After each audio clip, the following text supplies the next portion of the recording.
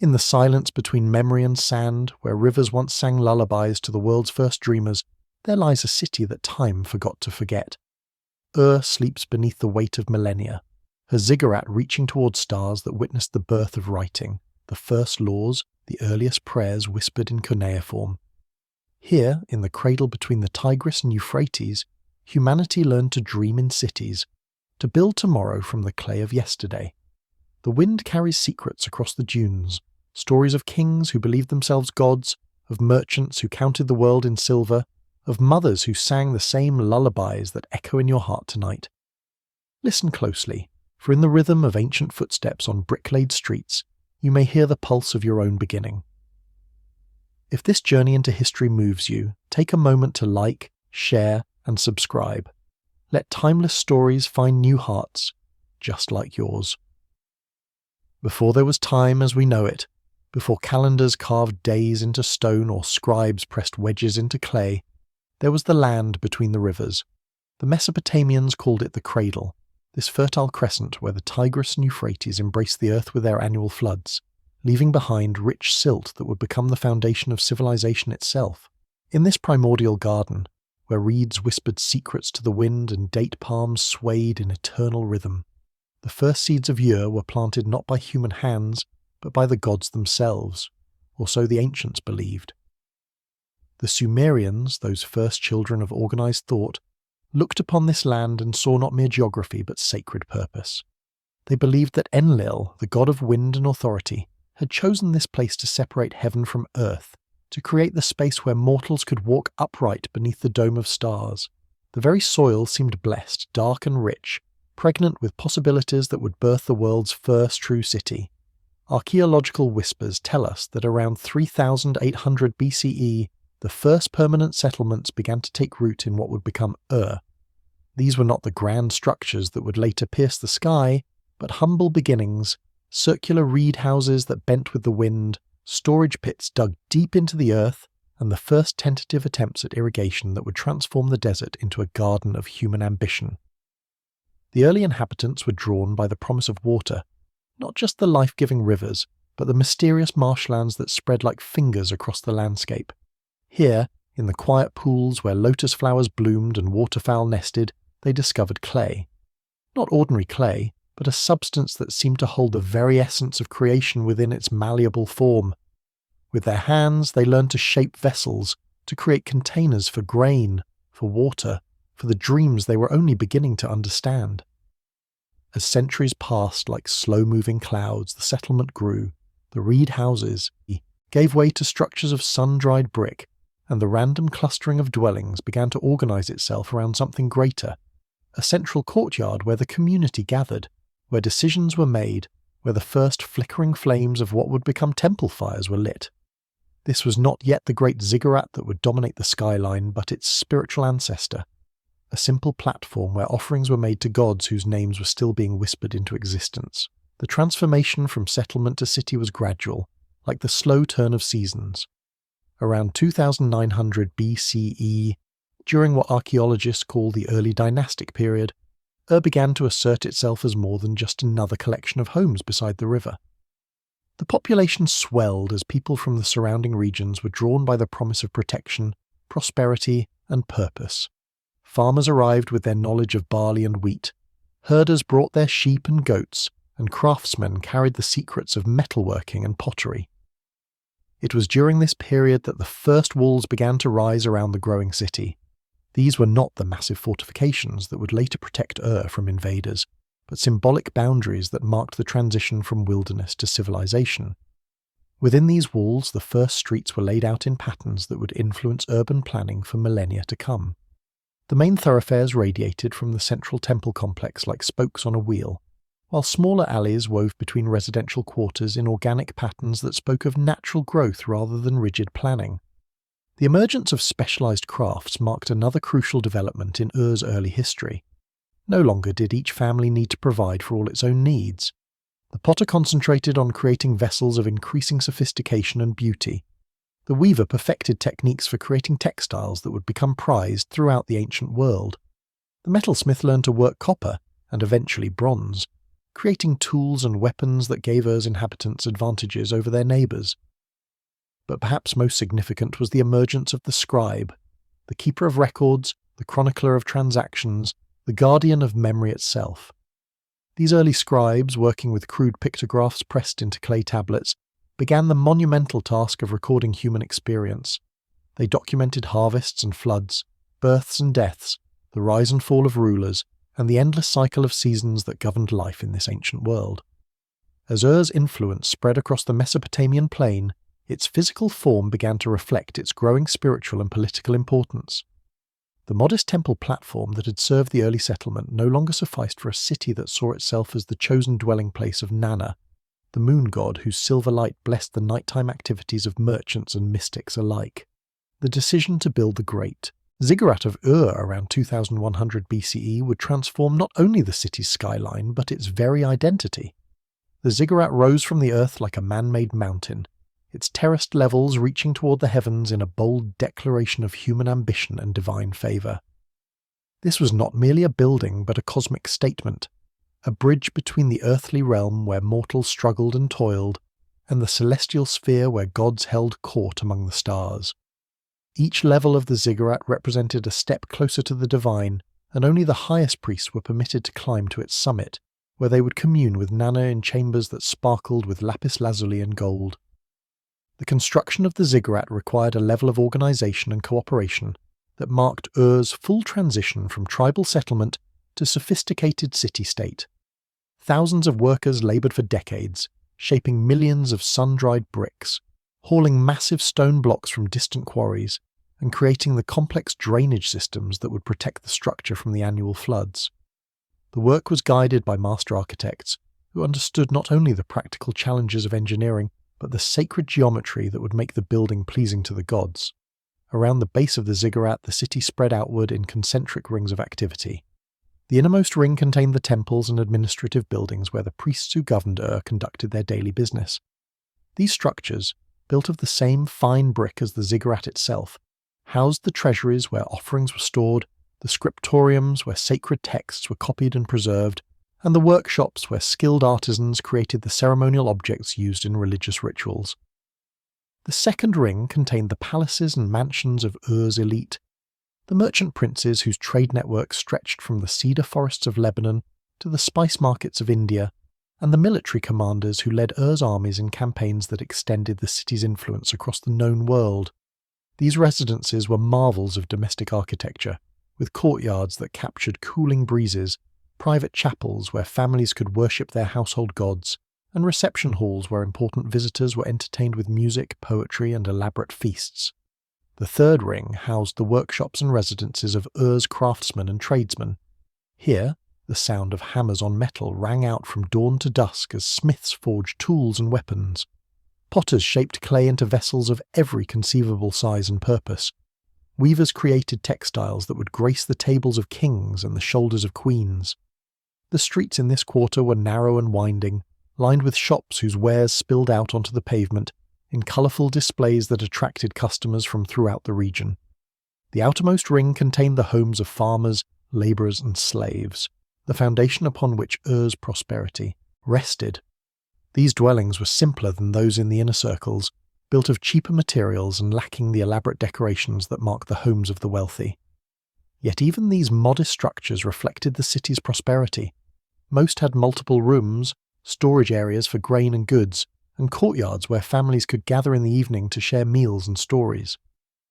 The city's water system was a marvel of engineering that reflected both practical necessity and religious belief. A network of canals brought fresh water from the Euphrates into the heart of the city, while carefully designed drainage systems carried away waste and stormwater. The main canal was considered sacred, dedicated to Enki, the god of fresh water and wisdom. Festivals and ceremonies were held along its banks, and merchants would make offerings before embarking on long trading journeys. The walls that protected Ur were as much a statement of power as they were a practical defence.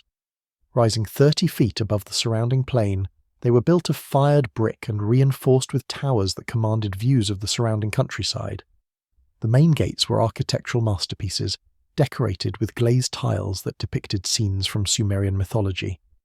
Guards stationed at these gates controlled access to the city, collecting taxes from traders and ensuring that only those with legitimate business were admitted.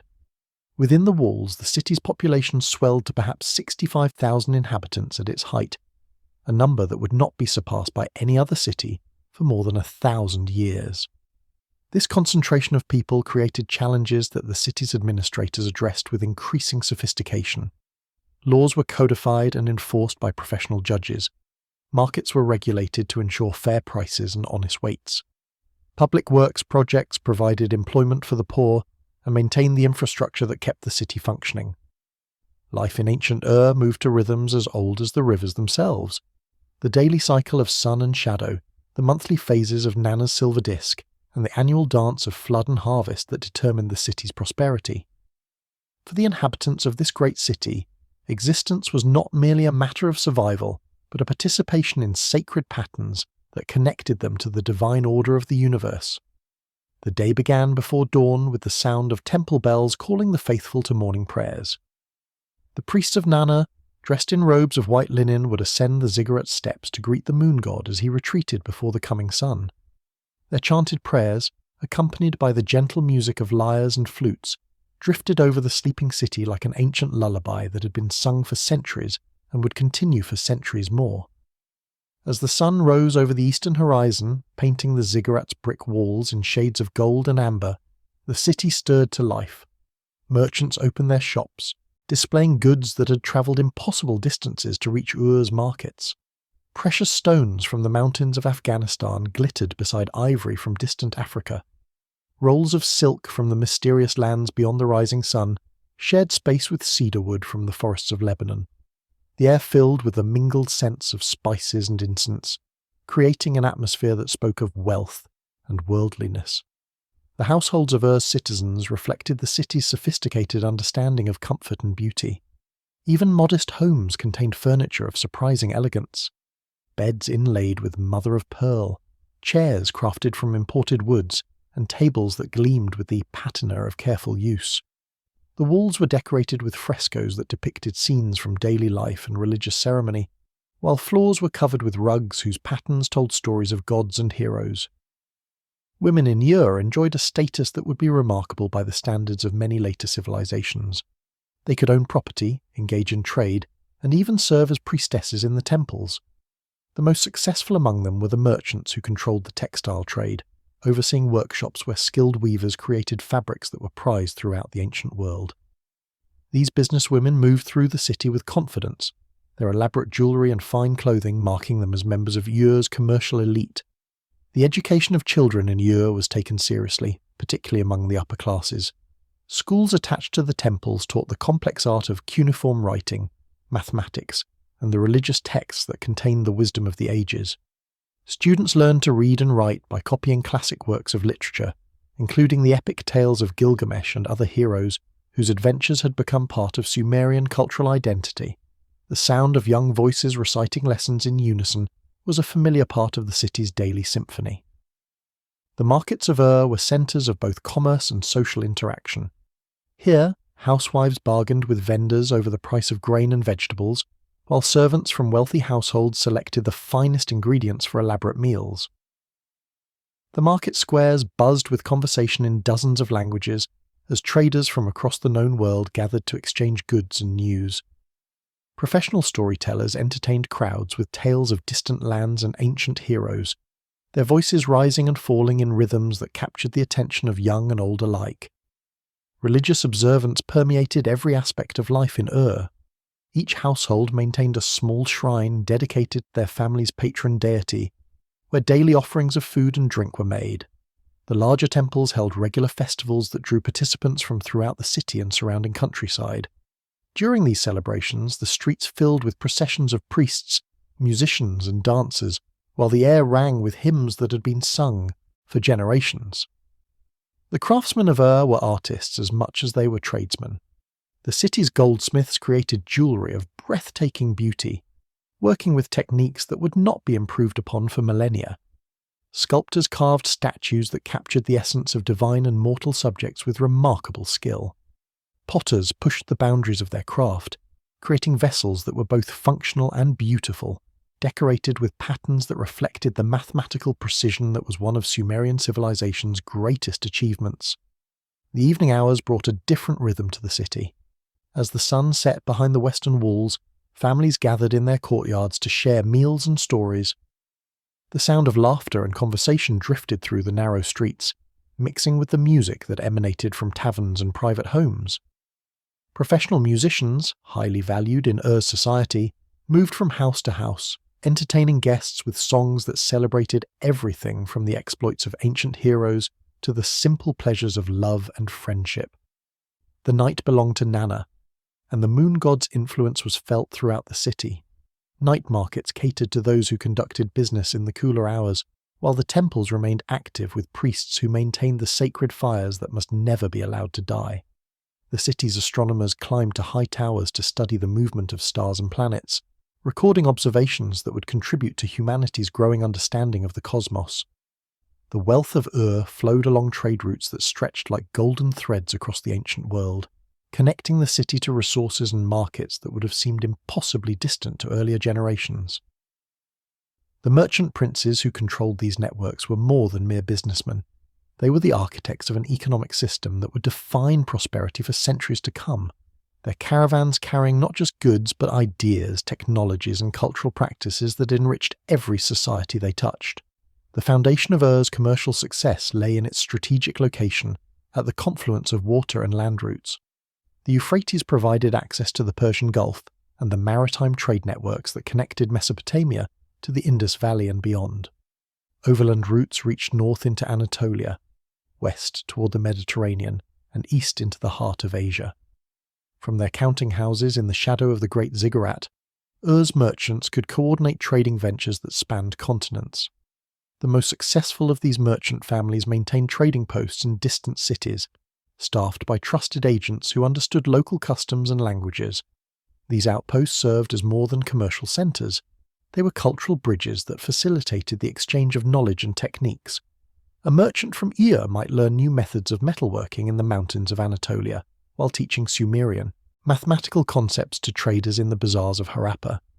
The goods that flowed through Ur's markets tell the story of a world already connected by commerce and curiosity. Lapis lazuli from the mountains of Afghanistan was carved into jewellery and religious objects of stunning beauty. Carnelian from the Indus Valley was fashioned into beads that adorned the necks of Sumerian nobles.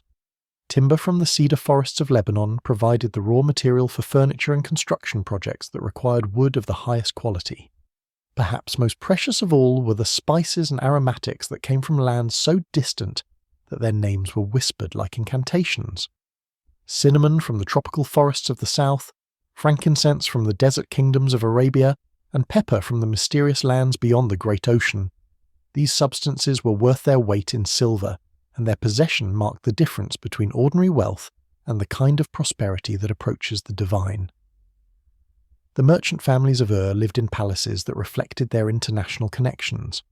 Courtyards were decorated with tiles that displayed artistic traditions from across the known world. Furniture incorporated design elements from Egypt, India, and Anatolia, creating spaces that were both luxurious and cosmopolitan. The libraries of these merchants contained tablets written in multiple languages, including commercial records that documented trading relationships spanning generations. The organization of trade required innovations in record-keeping and mathematics that would influence human civilization for millennia. The merchants of Ur developed sophisticated accounting systems that could track complex transactions involving multiple currencies and commodity exchanges. They created standard weights and measures that facilitated trade across cultural boundaries. Most importantly, they established legal frameworks that protected merchants and encouraged investment in long-distance commerce. The caravans that departed from Ur were carefully organized expeditions that combined commercial and diplomatic functions. A typical caravan might include hundreds of animals, donkeys, oxen, and occasionally camels, loaded with goods worth fortunes. The caravan master was responsible not only for the safe transport of merchandise, but for maintaining relationships with the rulers and officials who controlled the territories through which the caravan passed. The dangers of long-distance trade were considerable. Bandits haunted the mountain passes and desert routes, while political instability could disrupt established trading relationships overnight. Natural disasters, floods, droughts, and sandstorms could destroy years of accumulated wealth in a matter of days. The successful merchant families of Ur learned to diversify their investments, spreading risk across multiple ventures and geographic regions. The influence of Ur's merchants extended far beyond commerce.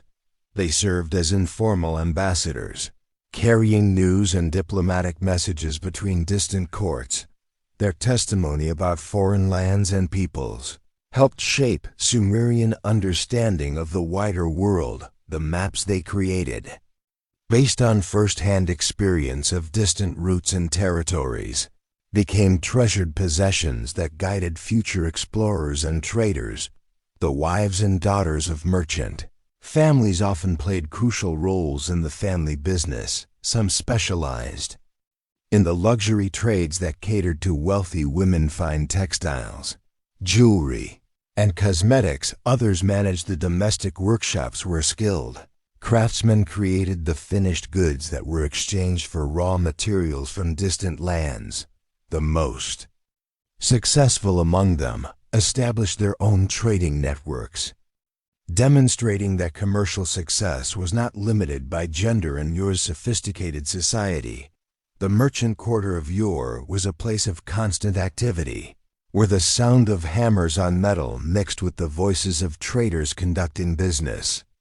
In a dozen languages, warehouses stored goods from across the known world, while scribes worked tirelessly to maintain the records that tracked the flow of commerce.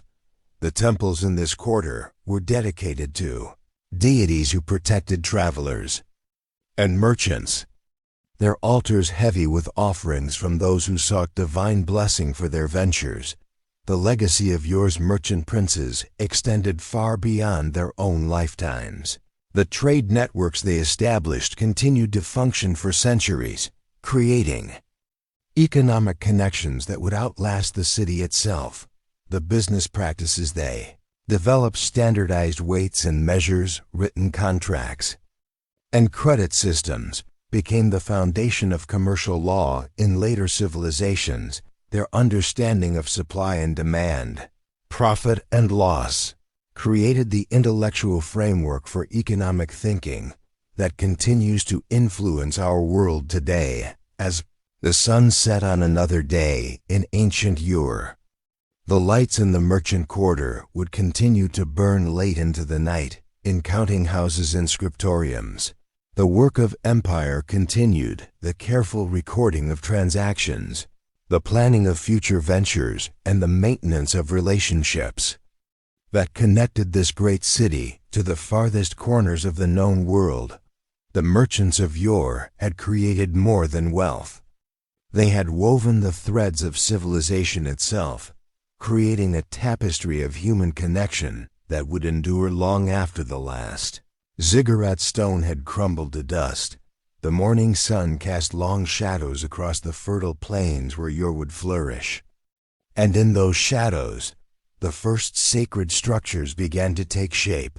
The people of this ancient land understood that their survival depended not merely on the river's bounty, but on maintaining harmony with the forces that governed their world. In the earliest days of settlement, when the community was still small enough that every voice could be heard across the village square, they began to build their first temple. This was not yet the towering ziggurat that would one day pierce the sky, but a modest structure of mud, brick, and reed, its walls barely rising above a person's height. Yet within its simple confines, something profound was taking root. The temple represented more than shelter for their gods. It was the physical manifestation of their understanding that the divine and mortal realms were intimately connected, that the prosperity of their fields and the fertility of their livestock depended on proper reverence and ritual observance. Priest King, who oversaw these early ceremonies, was both spiritual leader and earthly administrator. His authority derived from his perceived ability to communicate with the gods on behalf of his people. In the pre-dawn darkness, he would enter the temple's inner sanctum, where a simple altar held offerings of barley, dates, and the finest wool.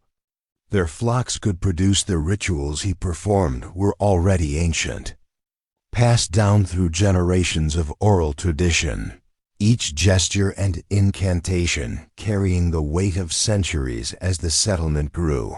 So too did the complexity of these religious observances. The people began to understand that their gods required not just daily offerings, but elaborate festivals that marked the turning of the seasons, the flooding of the rivers, and the cycles of planting and harvest. The temple became the center of not only spiritual life, but economic activity. As the priests began to organize the storage and distribution of surplus grain, the coordination of labor for irrigation projects, and the keeping of records that would eventually evolve into the world's first written language, the goddess Ninhursag, revered as the mother of the earth, received particular devotion in these early days. The people understood that she governed the fertility of both land and womb, that her blessing was essential for the continuation of their line and the prosperity of their crops. In her honor, they created small figurines of clay, their forms rounded and full, representing the abundance they hoped she would bestow upon them. These early artistic expressions, crude by later standards, nonetheless carried within them the seeds of the magnificent artistic traditions that would later flourish in Ur's golden age. The growth of the settlement brought new challenges and opportunities as more families arrived from distant lands. Drawn by stories of fertile soil and abundant water, the community had to establish new systems of governance and social organization. The temple complex expanded to accommodate not only religious functions, but also the practical needs of a growing population. Storage rooms were added for grain and other foodstuffs, workshops for craftsmen who created tools and pottery, and quarters for the priests and their attendants.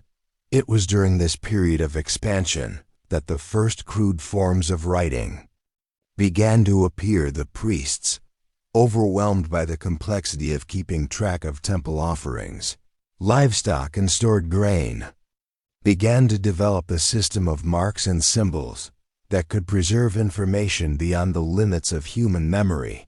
These early pictographs were carved into soft clay tablets, which were then baked hard in the sun. The symbols were simple at first: a circle for the sun, wavy lines for water, a triangle for a mountain.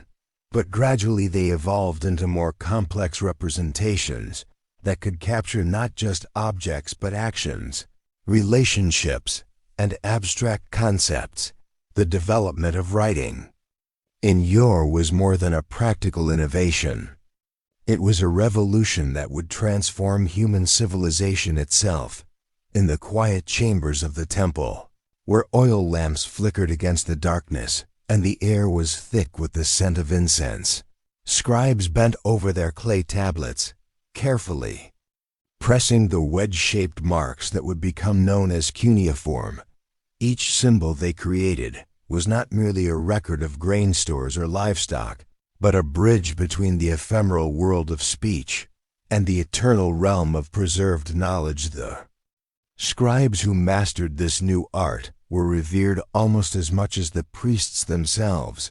Their training began in childhood, when promising young minds were selected from among the population and brought to the temple schools. There, in rooms lit by small windows high in the walls, they learned to hold the reed stylus correctly, to prepare the clay tablets to the proper consistency, and to form the hundreds of symbols that comprised the written language. The process was painstaking, requiring years of practice before a student could claim true literacy. The earliest texts were primarily economic records, lists of barley rations, inventories of livestock, accounts of tribute paid to the temple. But as the scribes became more skilled and the written language more sophisticated, they began to record other types of information. Legal codes were inscribed on permanent tablets, ensuring that disputes could be resolved according to established precedent. rather than the whims of individual judges, medical knowledge was preserved, with detailed descriptions of symptoms and treatments that had been passed down through generations. Of healers, most significantly, the scribes began to record the stories and beliefs that had previously existed only in oral tradition, the great myths of creation, the genealogies of the gods, the epic tales of heroes and their adventures. All of these were committed to clay tablets, ensuring their preservation for future generations. The Epic of Gilgamesh, though it would not reach its final form for many centuries, had its roots in these early literary efforts as scribes in Ur began to weave together older stories into more complex narrative. The invention of writing had profound implications for the social structure of your knowledge. Once the common property of all who could hear and remember, became the specialized domain of the literate class. The scribes, priests, and administrators who could read and write formed a new elite, their skills essential for the functioning of an increasingly complex society. This development created both opportunities and tensions, as the ability to record and interpret information became a source of power and influence. The temple library grew steadily, its shelves lined with thousands of clay tablets covering every aspect of human knowledge and experience. Astronomical observations were recorded with meticulous precision, as the priests sought to understand the movements of the heavenly bodies and their influence on earthly affairs. Mathematical calculations were preserved, including the sophisticated system of weights and measures that would facilitate trade with distant lands. Even poetry and music were captured in written form, though the full beauty of these art forms could never be completely preserved in the static medium of clay. As literacy spread beyond the temple walls, new forms of written expression emerged. Personal letters began to appear, preserved by accident when the houses where they were stored were destroyed by fire, baking the clay tablets until they became as hard as stone. These intimate communications provide modern scholars with precious insights into the daily lives of ordinary people in ancient Ur, their hopes and fears, their family relationships, their business dealings, and their religious beliefs. The development of written law codes represented another crucial advancement in Ur's growing sophistication. No longer would legal disputes be settled solely by the file judgment of individual rulers or the precedent of oral tradition. Instead, the principles of justice were inscribed on permanent tablets, available for consultation by anyone who could read.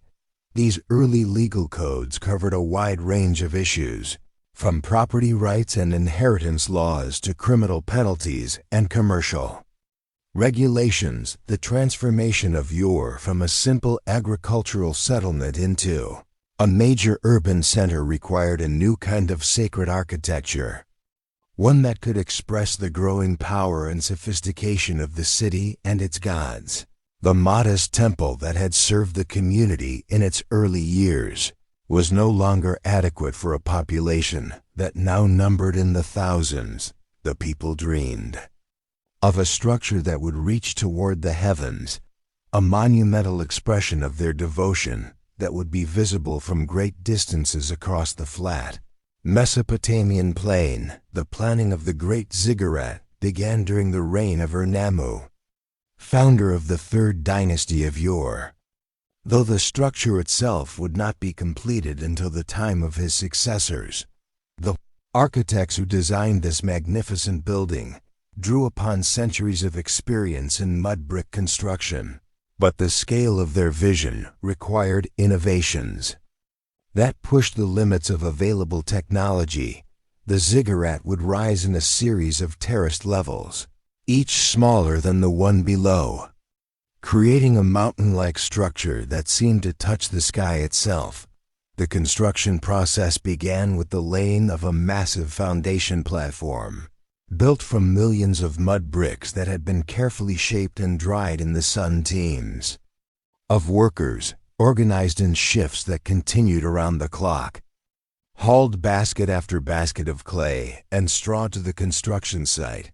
The bricks were laid in precise patterns, with each course slightly offset from the one below to create the stepped profile that would define the structure's appearance. As the pave ziggurat rose higher, the logistics of construction became increasingly complex. Ramps had to be built to allow workers to carry materials to the upper levels, and these ramps had to be constantly modified as the structure grew taller.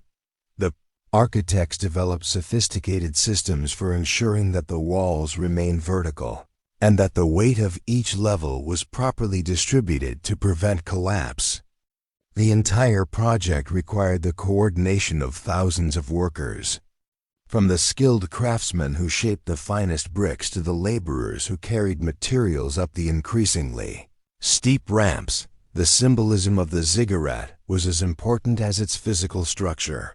Each level was dedicated to a different aspect of the divine realm, with the highest platform reserved for the most sacred ceremonies. The building served as a cosmic axis, connecting the earthly realm of human activity with the heavenly sphere of the gods.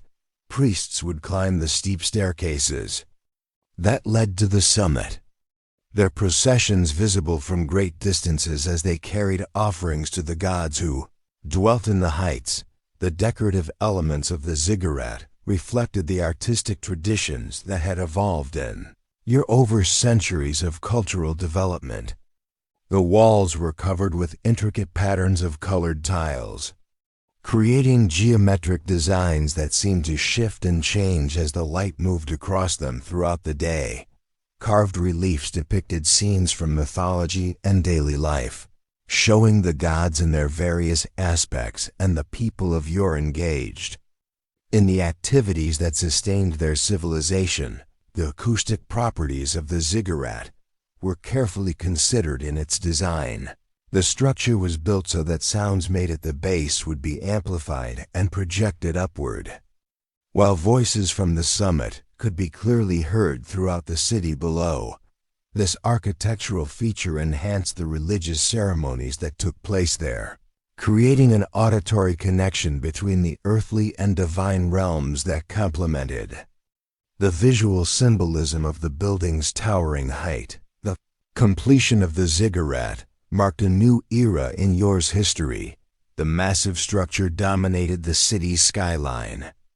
Visible from miles away across the flat landscape, travelers approaching Ur could see the ziggurat long before they reached the city walls, and its presence served as a powerful symbol of the city's wealth, power, and divine favor.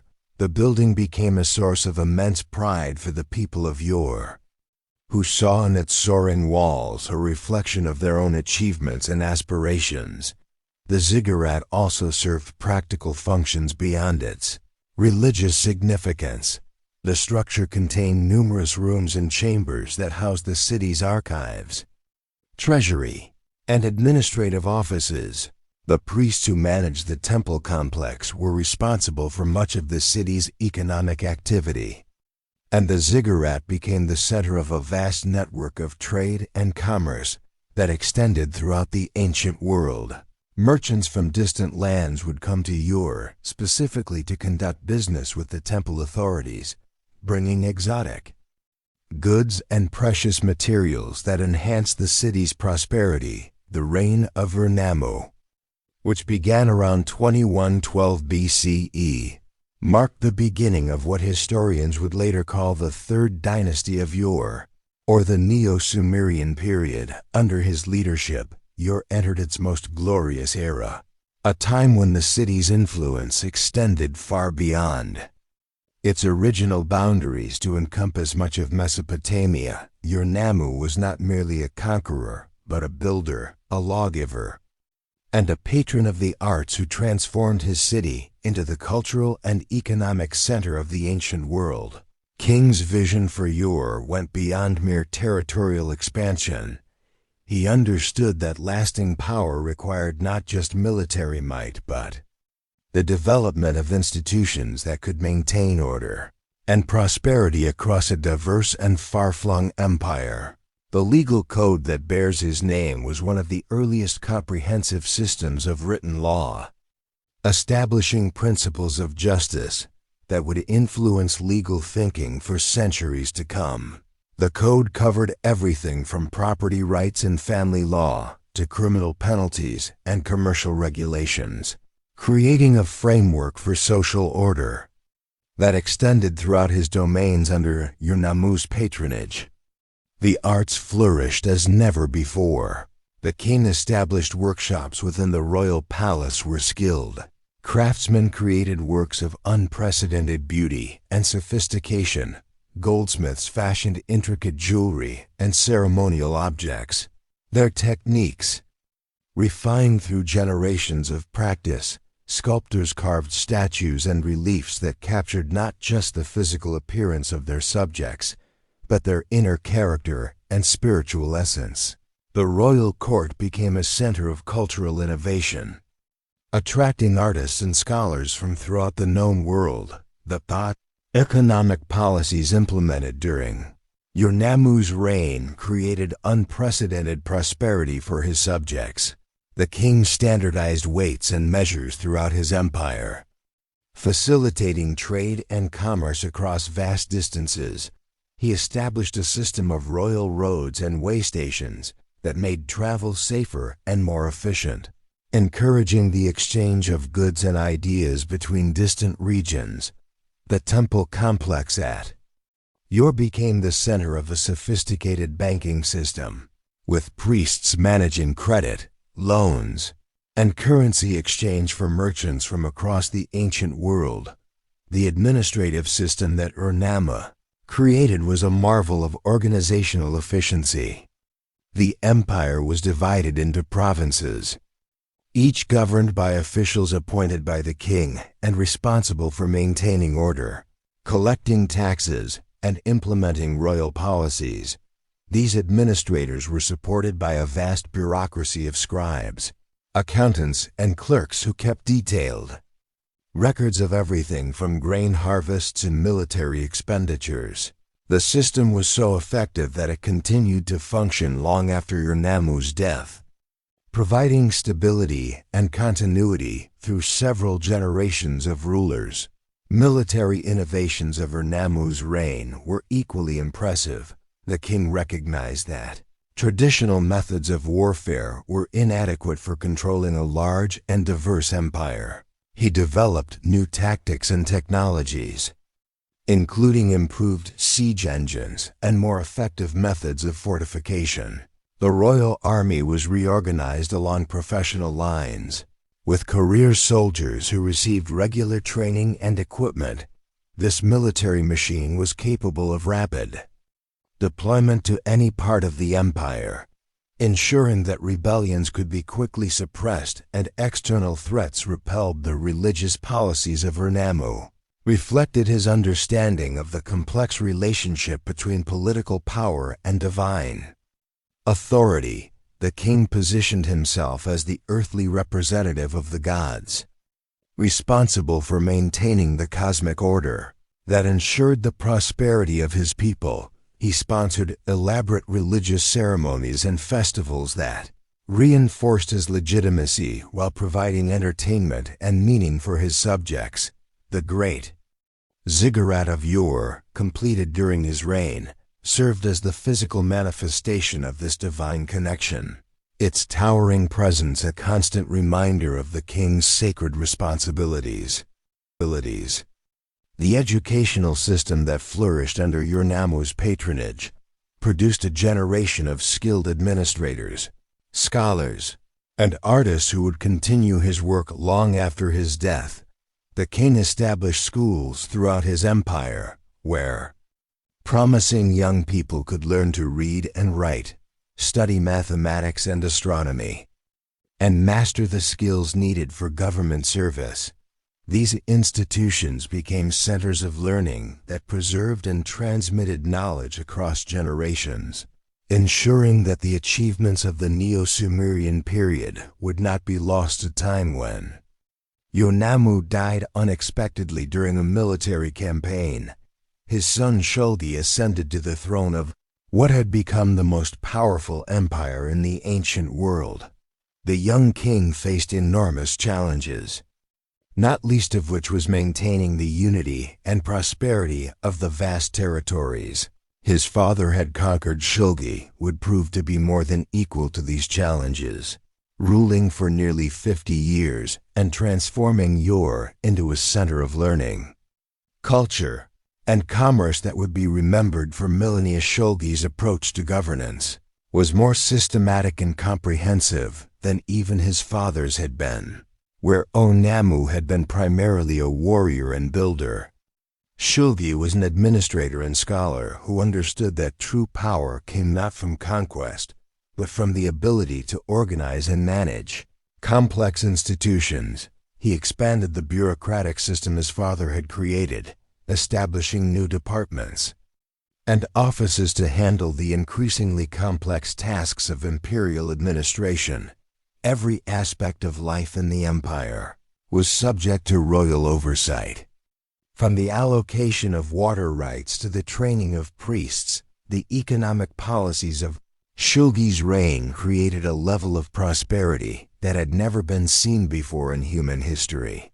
The king established a standardized system of taxation that was both fair and efficient, ensuring that the resources of the empire were used effectively while not placing an undue burden on any particular region or social group. He created royal monopolies on certain luxury goods, using the profits to fund public works projects and military campaigns.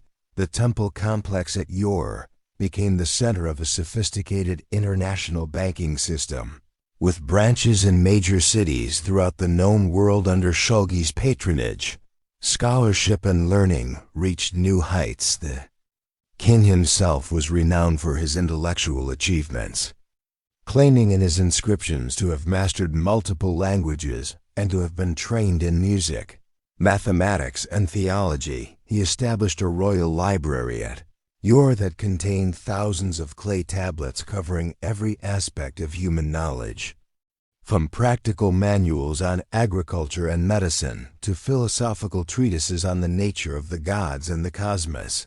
Scholars from distant lands came to study at Ur, attracted by the king's generous patronage and the city's reputation as a center of learning. Artistic achievements of Shulgi's reign were equally impressive. The king commissioned works of unprecedented beauty and sophistication, including intricate sculptures, elaborate jewelry, and magnificent architectural projects. The royal palace at Ur was expanded and redecorated, its walls covered with reliefs depicting the king's achievements and the glory of his reign. The ziggurat was enhanced with new decorative elements, including colored tiles and carved ornaments, that made it even more spectacular than it had been under Ur-Nammu. Shulgi's military campaigns extended the empire's boundaries even further than his father had achieved. The king was a skilled strategist who understood that successful warfare required not just courage and strength, but careful planning and superior organization. He developed new tactics for siege warfare, created specialized units for different types of terrain, and established a system of military intelligence that kept him informed of threats and opportunities throughout the known world.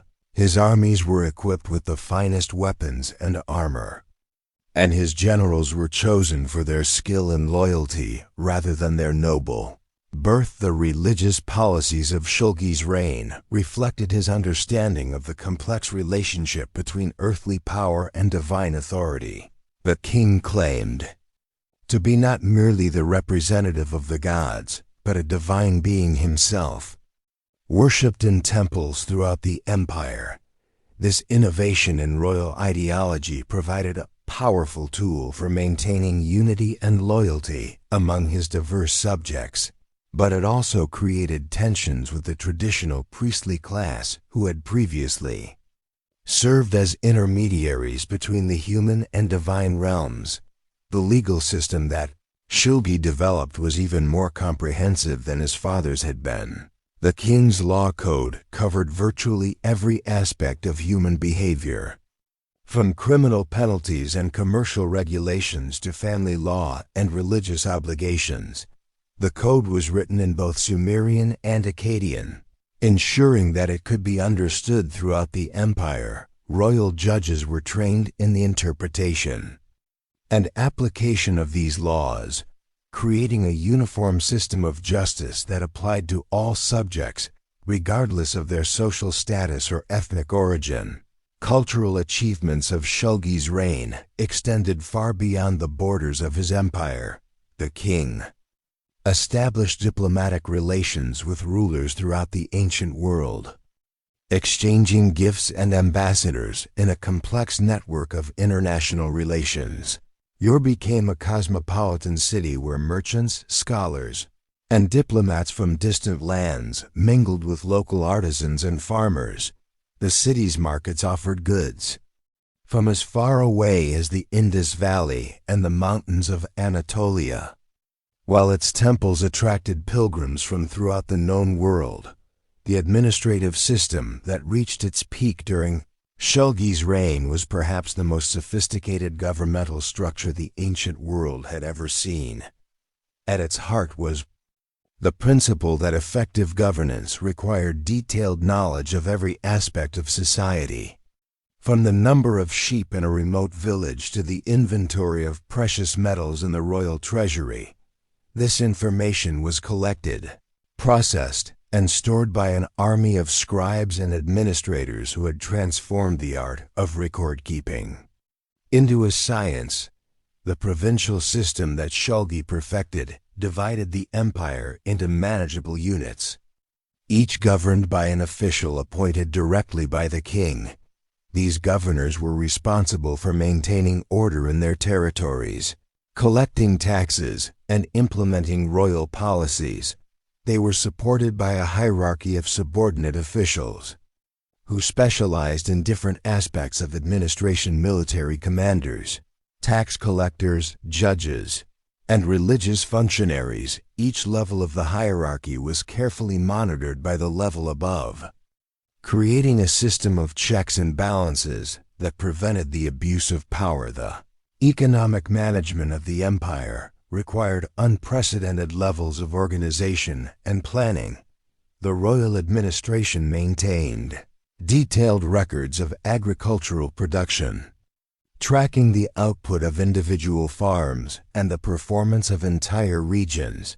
This information was used to predict harvest yields, plan for times of scarcity, and manage the distribution of food supplies throughout the empire. The system was so effective that famines, which had been common in earlier periods, became rare occurrences during the height of Ur's power. The transportation and communication networks that supported this administrative system were marvels of engineering and organization. The king maintained a system of royal roads that connected all major cities in the empire, with way stations positioned at regular intervals to provide rest and supplies for travelers. A sophisticated postal system allowed messages to be carried quickly across vast distances, enabling the central government to maintain close contact with even the most remote provinces. The roads were patrolled by royal guards who ensured the safety of merchants and official messengers. The standardization of weights, measures, and currency throughout the empire facilitated trade and commerce on an unprecedented scale. Merchants could conduct business with confidence, knowing that a pound of silver in one city would be worth the same as a pound of silver in another. The royal mints produced coins of standardized weight and purity, while inspectors ensured that local markets used approved measures.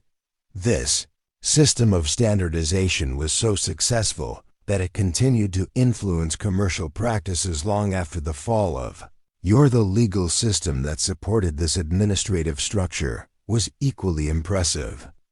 The king's law code was not merely a collection of rules, but a comprehensive framework for organizing society and resolving disputes. Royal judges were trained in legal theory and practice, and their decisions were recorded and preserved for future reference. The system included provisions for appeals and reviews, ensuring that justice was not merely efficient, but fair. Legal documents were prepared according to standardized formats, making it easier for courts to process cases and for citizens to understand their rights and obligations. The military organization that protected this administrative system was designed to be both effective and efficient.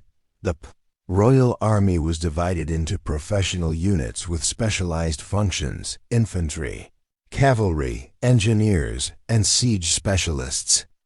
Each unit was commanded by officers who had been trained in military academies established by the king. The army was supplied by a sophisticated logistic system that could move equipment and provisions across vast distances, enabling rapid deployment to any part of the empire where threats might arise. The integration of religious and secular authority was a key feature of this administrative system. The king served as the high priest of the empire's religious institutions, while local priests acted as agents of the royal government. This arrangement ensured that religious and political policies were coordinated, and that the moral authority of the priesthood supported the practical power of the state. The temple complexes served not only as centers of worship but as administrative offices, banks, and schools, making them integral parts of the governmental structure. The educational system that supported this administrative apparatus was designed to produce skilled bureaucrats and competent officials. Schools were established in major cities throughout the empire, where promising young people could learn to read and write, study mathematics and law, and master the skills needed for government service. The curriculum was standardized, ensuring that officials trained in different parts of the empire would have similar knowledge and capabilities. Advanced training was provided for those who showed exceptional ability, creating a pool of skilled administrators who could fill the highest positions in the government. Success of this administrative system can be measured by its longevity and influence. The governmental structures created by Ur-Nammu and perfected by Shulgi continued to function effectively for over a century, providing stability and prosperity for millions of people. The principles of organization and management that they developed influenced later empires throughout the ancient world, from the Babylonians and Assyrians to the Persians and Greeks. Administrative innovations of the third dynasty of Ur represented a crucial step in the development of complex civilization, demonstrating that large-scale societies could be governed effectively and humanely. As the sun reached its zenith over the bustling streets of Ur, casting sharp shadows between the towering buildings and crowded markets, the city stood as a testament to human ingenuity and ambition. The administrative system that governed this urban marvel had transformed a simple agricultural settlement into the center of a vast empire, its influence extending from the mountains of Anatolia to the shores of the Persian Gulf. In the palace chambers where scribes bent over their clay tablets, in the temple complexes where priests performed their ancient rituals, and in the markets where merchants from distant lands conducted their business, the machinery of civilization hummed with quiet efficiency, a symphony of human cooperation that would echo through the ages. The great Ziggurats stood complete, its shadow falling across a city that had become the beating heart of the known world. Ur-Nammu's vision had taken root in fertile soil, and from that foundation grew networks of commerce that would stretch like veins across the ancient world. The city that had once been content to harvest barley and tend sheep now commanded the flow of silver from Anatolia, timber from Lebanon, and precious stones from the mountains of Afghanistan in the harbor where the Euphrates met the Persian Gulf. Merchant vessels arrived with the regularity of the tides. Their holds carried treasures that would have seemed impossible to the first farmers, who had settled beside the river's edge. Copper from Cyprus gleamed in the morning light, while bolts of silk from distant lands rustled in the gentle breeze. The air itself seemed to shimmer with possibility, thick with the scent of exotic spices and the promise of wealth beyond imagination. The merchants who walked the streets of yore spoke in tongues that had traveled vast distances to reach these sacred precincts. They came from the cedar forests of Lebanon, their ships heavy with wood that would become the doors of temples and the furniture of kings. They arrived from the mines of Anatolia, bearing silver that would be transformed into vessels fit for the gods themselves. From the lapis lazuli quarries of Afghanistan, they brought stones as blue as the deepest night sky, each one destined to become an eye in a statue of a deity or an ornament for a queen's neck. The city's artisans had evolved from simple craftsmen into masters of their trades, their skills refined by access to materials that previous generations could never have imagined. In workshops that lined the streets leading to the ziggurat, goldsmiths worked precious metals with techniques that would be lost to time, creating jewelry so intricate it seemed to capture the very essence of divine beauty.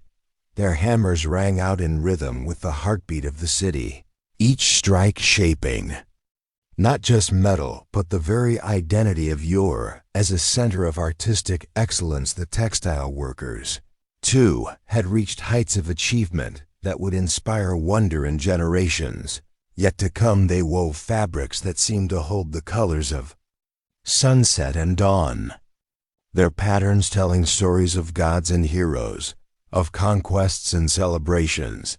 The finest of these cloths were reserved for the royal family and the highest priests. But even the common people of Ur dressed in garments that would have marked them as wealthy in any other city of the time. It was during these golden years that Ur's influence extended far beyond its physical borders. The city became a beacon of learning and culture, attracting scholars and artists from across the known world. The great library that had been established in the shadow of the ziggurat grew to house thousands of tablets, each one a repository of human knowledge and divine wisdom. Scribes worked tirelessly to copy important texts, preserving them for future generations, while creating new works that would push the boundaries of human understanding. The legal system that had been codified under Ur-Nammu continued to evolve, becoming more sophisticated and nuanced with each passing year. Judges trained in the great schools of law that had been established near the temple. Complex rendered decisions that would influence legal thinking for millennia to come. The concept of justice itself was being refined in the courts of Ur, shaped by the accumulated wisdom of generations and the practical needs of a complex urban society. Yet it was in the realm of commerce that Ur's true genius revealed itself. The city's merchants had developed systems of credit and exchange that allowed them to conduct business across vast distances without the need to transport heavy coins or precious metals. Clay tablets served as contracts and promissory notes, their cuneiform script encoding agreements that bound parties separated by hundreds of miles and months of travel. These innovations would echo through history, laying the groundwork for the complex financial systems that would eventually span the globe. The harbor district became a world unto itself, a place where cultures mingled and languages blended in the pursuit of profit and progress. Here, a merchant from the mountains of Iran might share a meal with a trader from the shores of the Mediterranean. their conversation conducted in the universal language of commerce. The foods they ate reflected this cosmopolitan atmosphere, with spices from distant lands enhancing local dishes and creating new flavors that would become part of Ur's culinary identity. The wealth that flowed through the city's channels transformed not just the material conditions of life, but the very consciousness of its inhabitants. The people of Ur began to see themselves as citizens of a great metropolis, heirs to a civilization that had achieved something unprecedented in human history. The sense of pride and accomplishment infused every aspect of daily life. From the elaborate festivals that celebrated the city's patron deities, to the simple interactions between neighbors and the narrow streets, children growing up in this golden age inherited a world of possibilities that their grandparents could never have imagined. They learned to read and write in schools that had been established throughout the city. Their education including not just the practical skills needed for trade and administration, but also the cultural knowledge that marked them as true children of Ur. Music and poetry flourished in this environment, with new forms of artistic expression emerging to capture the spirit of the age. The great ziggurat itself became a symbol of this cultural flowering, its stepped sides adorned with artwork that told the story of Ur's rise to prominence. Processions of figures, carved in stone, depicted the bringing of tribute from distant lands, while religious scenes showed the gods themselves blessing the city's prosperity. These images would outlast the civilization that created them, speaking to future generations about the heights that human achievement could reach when vision, determination, and favorable circumstances combined. As the third dynasty of Ur reached its zenith, the city's influence extended throughout Mesopotamia and beyond. Satellite cities paid tribute to Ur's rulers, acknowledging their supremacy in matters of trade, law, and culture. The Sumerian language, refined and elevated by centuries of use in Ur's schools and courts, became the lingua franca of the civilized world, carried by merchants and scholars to the farthest reaches of the known world. The religious life of the city reached new heights of sophistication during this period. The great temple complex that surrounded the ziggurat became a center of theological learning, where priests and scholars debated the nature of the divine and the proper relationship between gods and mortals. The rituals conducted in these sacred spaces grew more elaborate and meaningful, incorporating elements from the various cultures that had been drawn into Ur's orbit while maintaining the essential character that made them distinctly Sumerian. Yet even in the midst of this unprecedented prosperity, there were those who possessed the wisdom to understand that all human achievements are subject to the inexorable passage of time. The oldest priests, those who had lived through the reigns of multiple kings and witnessed the rise and fall of lesser cities, spoke quietly among themselves about the fragility of even the greatest civilizations.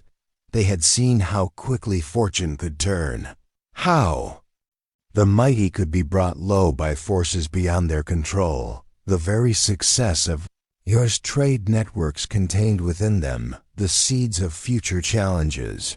As the city grew ever more dependent on commerce with distant lands, it became vulnerable to disruptions that could strike without warning. A drought in one region could affect the supply of grain, while political upheaval in another might cut off access to essential raw materials.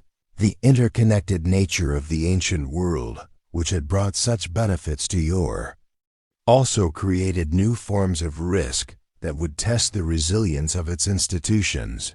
Military forces that had once been primarily concerned with defending the city's immediate surroundings now faced the challenge of protecting far-flung trade routes and maintaining order in territories that stretched across vast distances.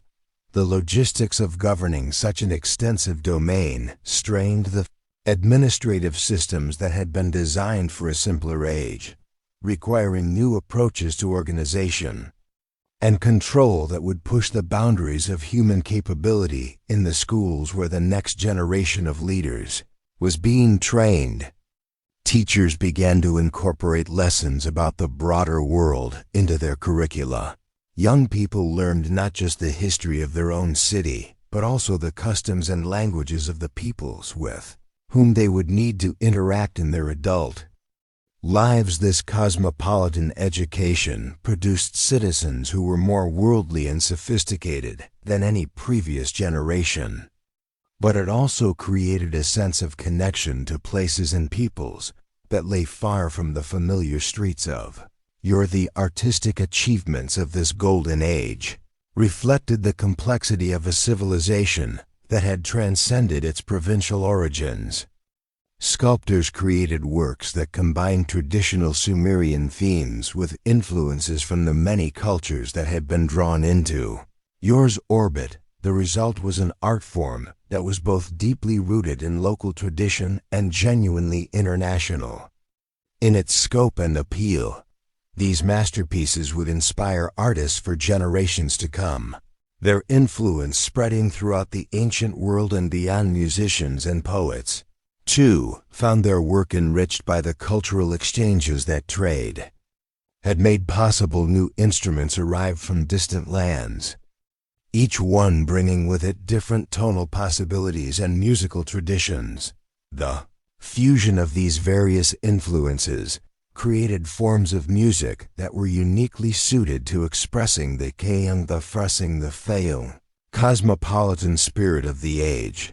The songs that were sung in the taverns and temples of Ur during this period captured something essential about the human experience of living in a world that was simultaneously local and global, familiar and exotic. The technological innovations that emerged from this period of prosperity would have lasting impacts on human civilization.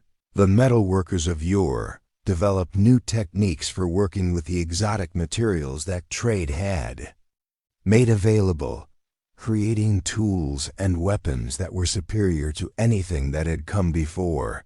Architects who designed the great public buildings of the era incorporated engineering principles that would influence construction for centuries to come. Even the humble craft of pottery was elevated to new heights, with artisans creating vessels that were both functional and beautiful, objects that served practical purposes while also expressing the aesthetic sensibilities of their makers.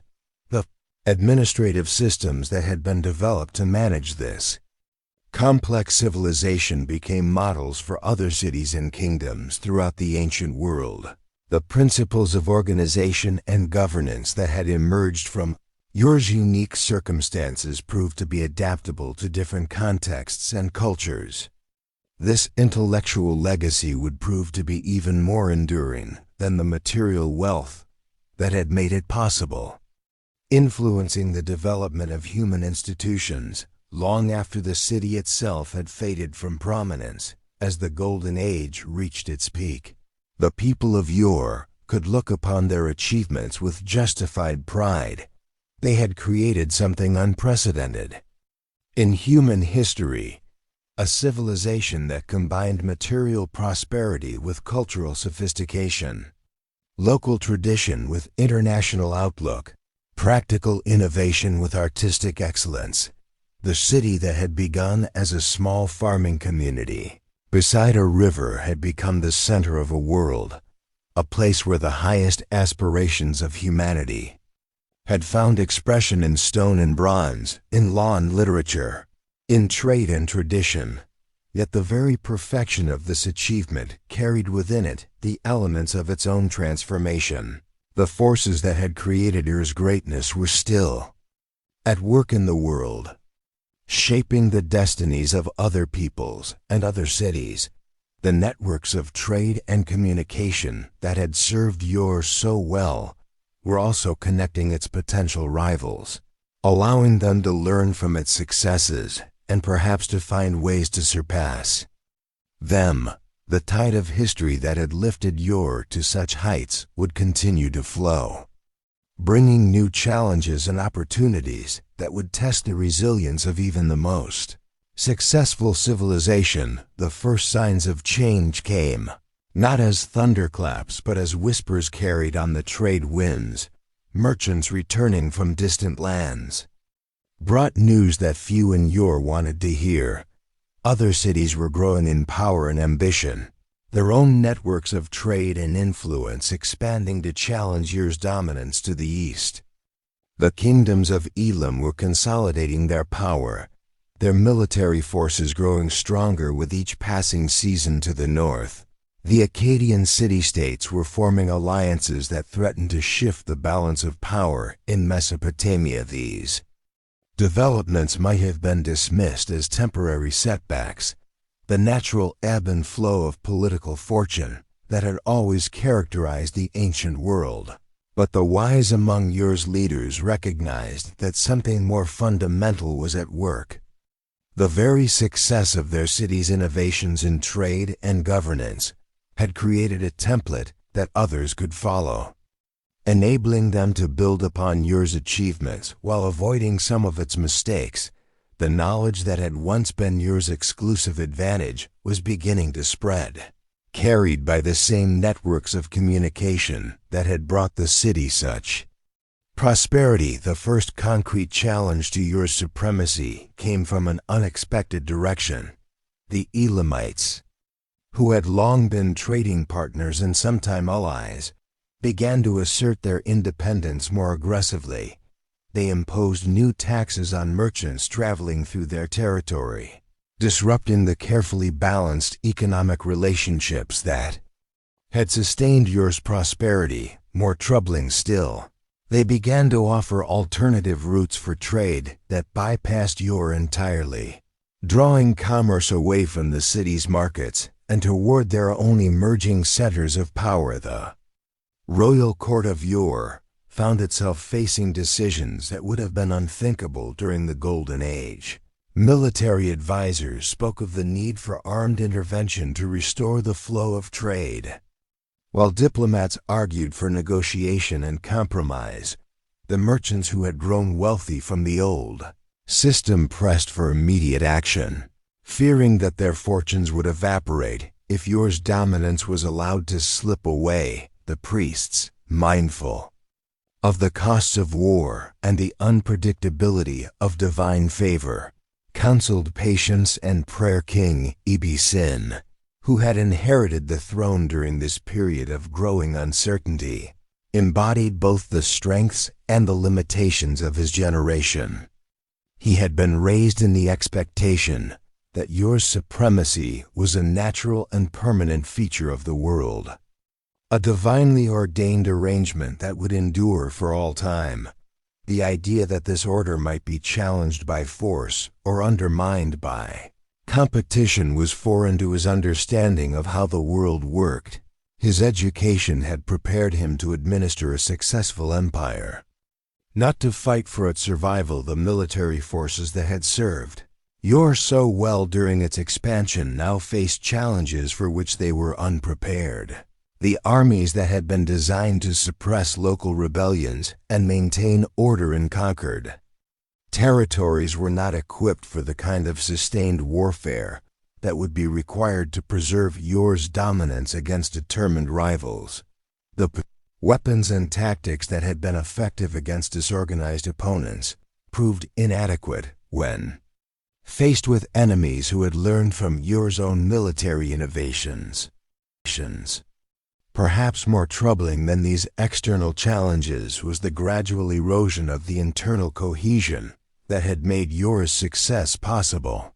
The great families that had once worked together in pursuit of common goals began to pursue their own interests more aggressively, forming factions that competed for influence and resources.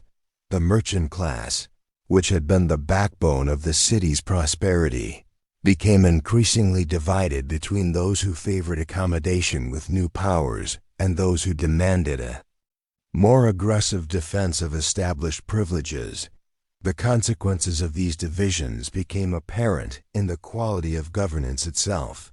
Decisions that had once been made swiftly and implemented effectively now became subjects of prolonged debate and compromise. The administrative system that had been the envy of the ancient world began to show signs of bureaucratic bloat and inefficiency. Corruption, which had been kept in check by the strong leadership of earlier generations, began to creep into the institutions that governed daily life. The religious establishment, which had long served as a unifying force in your society, found itself caught between competing loyalties and conflicting interpretations of divine will. Some priests argued that the challenges facing the city were tests of faith that would ultimately strengthen the community if met with proper devotion. Others suggested that the gods were displeased with the city's growing worldliness and were withdrawing their protection as a form of divine punishment. These theological debates reflected deeper uncertainties about the nature of Ur's identity and its proper relationship to the changing world. The impact of these developments was felt most acutely in the daily lives of ordinary citizens. The prosperity that had seemed like a permanent feature of existence began to show signs of fragility. Prices for imported goods rose as trade routes became less reliable, while opportunities for employment in the traditional industries that had sustained the city's economy began to diminish. The sense of security and optimism that had characterized life in Ur during its golden age gave way to anxiety and uncertainty about the future. Young people who had grown up expecting to inherit a world of unlimited possibilities found themselves facing a more constrained and challenging environment. Educational institutions that had prepared previous generations for careers in trade and administration now struggled to adapt their curricula to the changing realities of the times. The cosmopolitan outlook that had been such a source of strength during Ur's expansion began to seem like a liability in an age when local identity and solidarity were becoming more important than international connections. The artistic and cultural achievements that had flourished during the Golden Age began to reflect these changing circumstances. The confident, celebratory themes that had dominated earlier works gave way to more introspective and sometimes melancholic expressions. Poets wrote about the transience of worldly success and the importance of accepting whatever fate the gods might decree. Musicians created compositions that captured the bittersweet quality of a civilization that had achieved great things but was no longer certain of its future. The great ziggurat, which had once stood as a symbol of Ur's triumph and divine favor, began to take on different meanings for different groups within the city.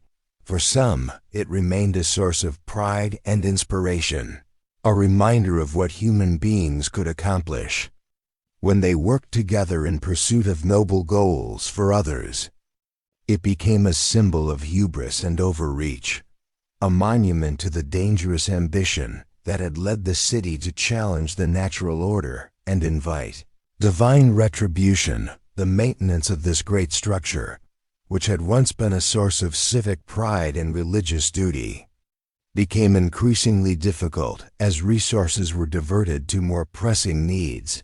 The skilled craftsmen who had kept the building in perfect condition were called away to work on defensive fortifications or were lost to the economic disruptions that were affecting all aspects of life in the city. The elaborate rituals that had been conducted in the temple complex were simplified and reduced in frequency as the priests struggled to maintain their traditional roles while adapting to changing circumstances. Trade, which had been the lifeblood of Ur's prosperity, began to show signs of stress as the network of relationships that had sustained it came under pressure. Merchants who had once traveled freely between distant cities now found themselves subject to new taxes, restrictions, and dangers. the credit systems that had enabled complex transactions across vast distances began to break down as trust between trading partners eroded. The standardized weights and measures that had facilitated commerce throughout the region were challenged by local variations that reflected the growing fragmentation of the ancient world. Diplomatic corps that had once negotiated from a position of strength now found themselves making concessions that would have been unthinkable during the Golden Age treaties that had once been dictated by Ur's representatives were replaced by agreements that treated the city as an equal partner rather than a dominant power. The tribute that had flowed toward Ur from subordinate cities was reduced or eliminated entirely, reflecting the changing balance of power in the region. Military expeditions that were launched to reassert Ur's authority met with mixed results at best. While the city's forces were still formidable, they were no longer clearly superior to their opponents. The technological advantages that had once made Ur's armies nearly invincible had been copied and sometimes improved upon by potential enemies. The tactical innovations that had given the city's generals decisive advantages were now common knowledge throughout the region. Perhaps most challenging of all was the gradual realization that the world had changed in ways that made Ur's traditional approaches to governance and diplomacy less effective. The city had been designed to function as the center of a hierarchical system, with all roads leading to its markets and all authority flowing from its institutions. But the emerging reality was one of multiple centers of power, each with its own sphere of influence and its own vision of how the world should be organized. The intellectual and technological innovations that had once been concentrated in Ur's schools and workshops were now being developed in multiple locations simultaneously. The library that had been the repository of human knowledge was no longer unique. As other cities established their own centers of learning and began to produce their own contributions to the sum of human understanding, the legal system that had been Ur's gift to civilization was being adapted and modified by other societies to suit their own needs and circumstances. As the third dynasty of Ur moved toward its end, the city's leaders were forced to confront the reality that their civilization had entered a new phase of its existence. The period of unchallenged dominance was over, replaced by an era of competition and uncertainty that would require different skills and different approaches to governance. The question that faced them was whether the institutions and traditions that had served Ur so well during its rise to power could be adapted to meet the challenges of a more complex and competitive world. The answer to that question would determine not just the fate of Ur itself, but the legacy that it would leave for future generations. The achievements of the Golden Age had created a foundation of knowledge and experience that could serve as a platform for further development, but only if the city's leaders proved capable of learning from their mistakes and adapting to changing circumstances.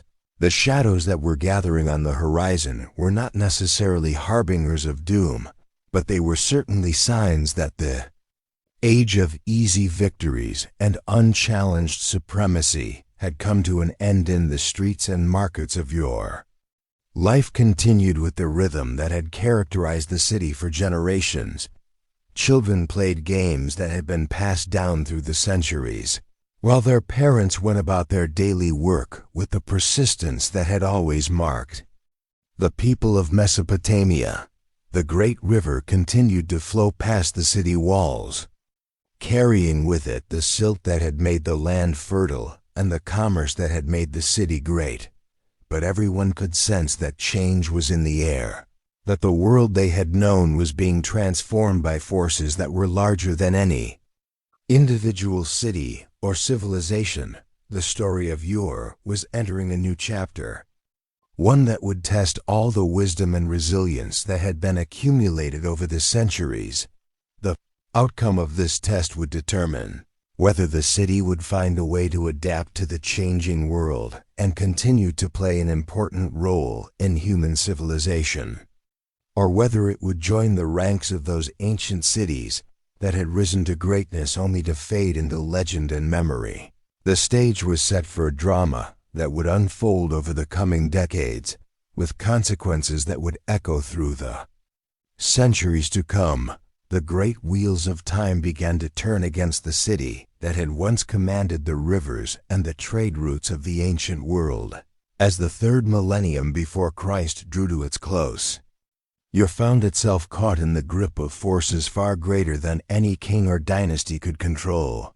The Euphrates, that life-giving artery that had nourished the city for over 1,000 years, began its slow, inexorable migration eastward. Rivers, like all things in nature, follow the path of least resistance, and the ancient channels that had brought wealth and fertility to Ur's doorstep started to shift and change. The process was gradual, almost imperceptible at first. A slight reduction in the annual flood, a narrowing of the main channel, the silting up of smaller tributaries that had once connected the city to distant lands. The priests of Nammu watched these changes with growing alarm. In their wisdom, they understood that the god of the moon controlled not only the tides, but the very flow of the sacred waters. They offered sacrifices, performed elaborate rituals, and consulted the ancient texts. But the river continued its relentless eastward drift. What had once been a mighty waterway flowing past the city's great walls gradually became a series of smaller channels, then brackish pools, and finally, in some places, dry beds that cracked. Under the merciless sun, the merchants were the first to feel the impact of these changes. Ships that had once sailed directly to Ur's harbors now found themselves grounding on sandbars and navigating increasingly treacherous waters. The great trading vessels from Dilmun and Magan, loaded with precious goods from distant lands, began to seek alternative routes. New ports arose along the river's eastern path. And slowly but surely, the commercial lifeblood of Ur began to drain away. Sin, the last king of the third dynasty of Ur, inherited a realm that was already showing signs of terminal decline. The year was approximately 2028 BCE, and the mighty empire that had once stretched from the Persian Gulf to the mountains of Anatolia was crumbling at its foundations. The king's scribes dutifully recorded the diminishing harvests, the reduced tribute from distant provinces, and the growing boldness of nomadic tribes who sensed weakness in the once mighty empire. Environmental changes that were slowly strangling Ur were matched by political upheavals throughout Mesopotamia. The Elamites, those ancient enemies from the eastern mountains, had grown bold and powerful. They swept down from their highland fortresses, raiding the plains and disrupting the carefully maintained network of canals and irrigation systems that had sustained civilization for millennia. The Amorites, nomadic peoples from the western deserts, pressed against the borders of the empire. Their tribal chiefs, hungry for the wealth and security that only settled civilization could prevent, Sin fought valiantly to preserve his inheritance, but he was battling forces that no single ruler could hope to overcome. The empire's military strength had been built on the wealth generated by trade and agriculture, and both were failing the great armies that had once marched across the known world now struggled to maintain order within the empire's shrinking borders. Provincial governors, no longer certain of support from the center, began to act independently, some openly defying the royal authority. The walls of Ur, those massive fortifications that had protected the city for generations, began to show their age. Sections that had been damaged in ancient conflicts were left unrepaired, not from lack of will but from lack of resources. The skilled craftsmen who had once maintained the great public works had dispersed to other cities, where their talents were better rewarded. The complex system of canals and levees that had controlled flooding and irrigation required constant maintenance, and as the central authority weakened, this vital infrastructure began to deteriorate in the royal palace. Ibn Sin consulted with his advisors about the growing crisis.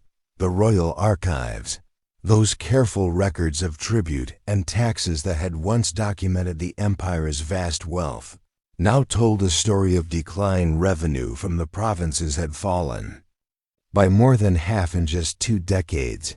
The great warehouses that had once overflowed with grain and goods now stood half empty. The skilled artisans who had created the luxury goods that were traded throughout the ancient world were departing for more prosperous cities. The king's attempts to shore up his crumbling realm became increasingly desperate. He debased the currency, reducing the silver content of the standard weights and measures that had been trusted throughout the ancient world. He imposed new taxes on the already struggling population, driving many farmers and merchants into poverty. He made alliances with tribal chieftains who had once been his enemies, hoping to use their warriors to defend his borders. But these measures only accelerated the decline, eroding the very foundations of trust and stability upon which the empire had been built. The great Ziggurat of Nana, that towering symbol of Ur's power and piety, began to show signs of neglect. The daily offerings became smaller and less frequent as the temple's wealth diminished.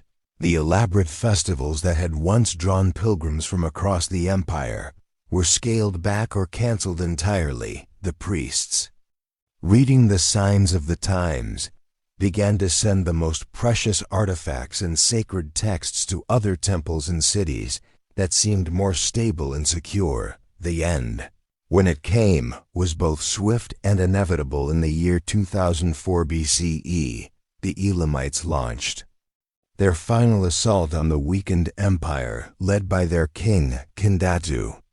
They swept down from the Zagros Mountains with an army that included not only their own warriors, but also Amorite allies and mercenaries drawn from across the region. The coalition that faced Ibn Sin represented all the forces that had been pressing against the empire's borders for decades. The siege of Ur lasted for months, a prolonged agony that saw the slow strangulation of the once great city. The attackers did not need to breach the mighty walls. They simply cut off all access to the outside world and waited for hunger and despair to do their work. The reduced flow of the Euphrates made it impossible for relief forces to reach the city by river, and the land routes were firmly controlled by the besieging army within the city. The population began to suffer as food supplies dwindled. The great granaries that had once held reserves sufficient for years of siege were only partially filled, a consequence of the declining harvests of recent decades. The skilled craftsmen who might have manufactured weapons and tools for the defense had already departed, leaving behind a population that was increasingly unable to defend itself. The royal palace became a center of desperate activity as Ibn Sin and his remaining advisors tried to organize the city's defense. Messengers were sent to loyal provinces, pleading for relief forces that never came. The king's treasury was emptied in attempts to hire mercenaries or bribe the enemy commanders. Ancient alliances were invoked, but the network of relationships that had once held the empire together had already dissolved as the siege dragged on. The very fabric of urban life began to unravel. The complex social hierarchy that had governed Ur for over a millennium broke down as desperate people struggled for survival. The marketplaces fell silent as merchants fled or were killed. The schools closed as there was no longer any certainty about the future. The workshops that had produced the goods that had made Your famous throughout the ancient world stood empty and abandoned. The priests of Nana maintained their vigil in the great temple, but their prayers seemed to fall on deaf ears. The god who had protected the city for so long appeared to have turned his face away. Some blamed the decline on the impiety of recent kings, others on the failure to maintain the ancient rituals and customs, but the truth was simpler and more terrible. The world was changing, and Ur was being left behind. The final assault came in the depths of winter, when the defenders were weakest and most demoralized. The Elamites scaled the walls under cover of darkness, and by dawn, the city was theirs. King Ibisin was captured and led away in chains, destined to spend his final years in captivity, far from the land he had tried so desperately to preserve. The great palace was looted and burned, its treasures scattered to the four winds. The sack of Ur was thorough and devastating. The conquerors, driven by both greed and a desire to eliminate a potential rival, systematically destroyed much of what had made the city great. The royal archives were burned, destroying millennia of accumulated knowledge and administrative records. The workshops were stripped of their tools and equipment. The great houses of the merchant families were looted and abandoned, but perhaps most symbolic of the city's fall was the treatment of the great Ziggurats, the Elamites, followers of different gods and different customs, had no reverence for the sacred structure that had dominated Ur's skyline for centuries. They stripped it of its precious metals and decorations, leaving behind a bare skeleton of sun-baked brick. The complex of temples and administrative buildings that had surrounded the Ziggurat was largely destroyed, its stones carried away to build fortifications, or simply left to crumble. The conquest of Ur by the Elamites marked the end of the city's role as a major power, but it did not immediately result in complete abandonment. Cities, even defeated ones, have a stubborn vitality that allows them to survive and adapt to changed circumstances. Some of the population remained, either because they had nowhere else to go or because they hoped that the old order might somehow be restored. Under Elamite rule, Ur became a provincial town, its grand palaces and temples replaced by more modest administrative buildings. The new rulers had little interest in maintaining the complex urban infrastructure that had supported the city's former greatness. The intricate network of canals and drainage systems, already weakened by years of neglect, was allowed to deteriorate further. The great walls, no longer needed to protect an important center of power, were left unrepaired where they had been damaged in the siege. The population of Ur, once numbered in the hundreds of thousands, dwindled to perhaps a few thousand souls. These survivors clustered around the remaining temples and marketplaces, trying to maintain some semblance of the old urban life, but the economic foundations that had supported the city's prosperity were gone. The trade routes had shifted to follow the eastward-moving Euphrates, and the agricultural hinterland was increasingly unable to support a large urban population. The great Ziggurat, though stripped of its treasures and decorations, remained a focal point for the remaining inhabitants. The priests of Nana continued their ancient rituals, though with fewer resources and dwindling congregations. The temple complex, once staffed by hundreds of clergy and temple servants, was maintained by a handful of dedicated individuals who refused to abandon their sacred duties, even as the world around them collapsed for a time. There were attempts to restore some of Ur's former glory. Local rulers, styling themselves as successors to the great kings of the past, launched building projects and tried to attract merchants and craftsmen back to the city. But these efforts were hampered by the continuing environmental changes that were making the region increasingly difficult to inhabit. the Euphrates continued its eastward migration, and the lands around Ur became increasingly saline and unsuitable for agriculture. The Neo-Babylonian period, many centuries later, saw a brief renaissance of interest in your king Nabonidus. The last ruler of the Neo-Babylonian Empire was fascinated by the ancient past and launched extensive restoration projects at Ur and other historic sites. His daughter, Baal-Shalti-Nana, served as high priestess of the moon god, reviving ancient rituals and ceremonies that had been dormant for centuries. Even this revival was short-lived. The Persian conquest of Babylon in 539 BCE brought an end to Nabonidus's archaeological enthusiasm, and Ur once again slipped into decline. The new rulers, with their capital far to the east, had little interest in maintaining the ancient Mesopotamian cities. The complex administrative systems that had sustained urban life for millennia were gradually dismantled or allowed to decay. The final blow came with the conquests of Alexander the Great and the establishment of Hellenistic kingdoms throughout the former Persian Empire. The new rulers, influenced by Greek culture and urban planning, founded new cities on the coast and along major trade routes. The ancient inland cities of Mesopotamia, already struggling with environmental challenges, found themselves bypassed by the new economic and political networks by the time of Christ. Ur was little more than a small village built among the ruins of the ancient city. The great Ziggurat, though still standing, was partially buried under accumulated debris and windblown sand. The elaborate urban infrastructure had largely disappeared, leaving only traces visible to the careful observer.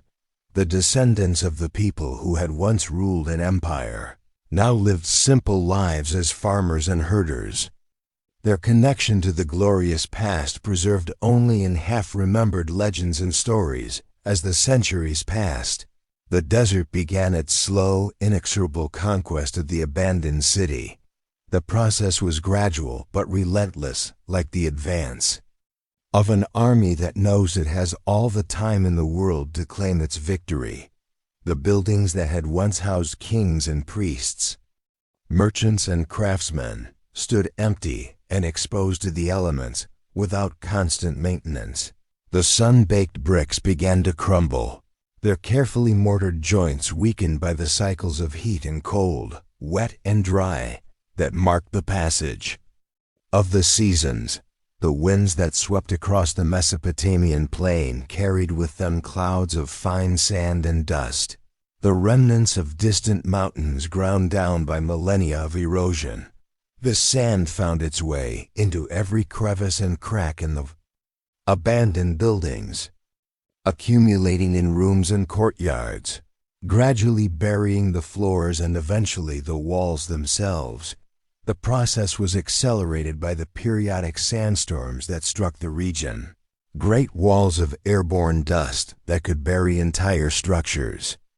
In a matter of hours, the great Ziggurat of Nana, that towering monument to human ambition and divine worship, stood like a lonely sentinel over the dying city. Its massive bulk made it more resistant to the desert's advance than the smaller buildings around it.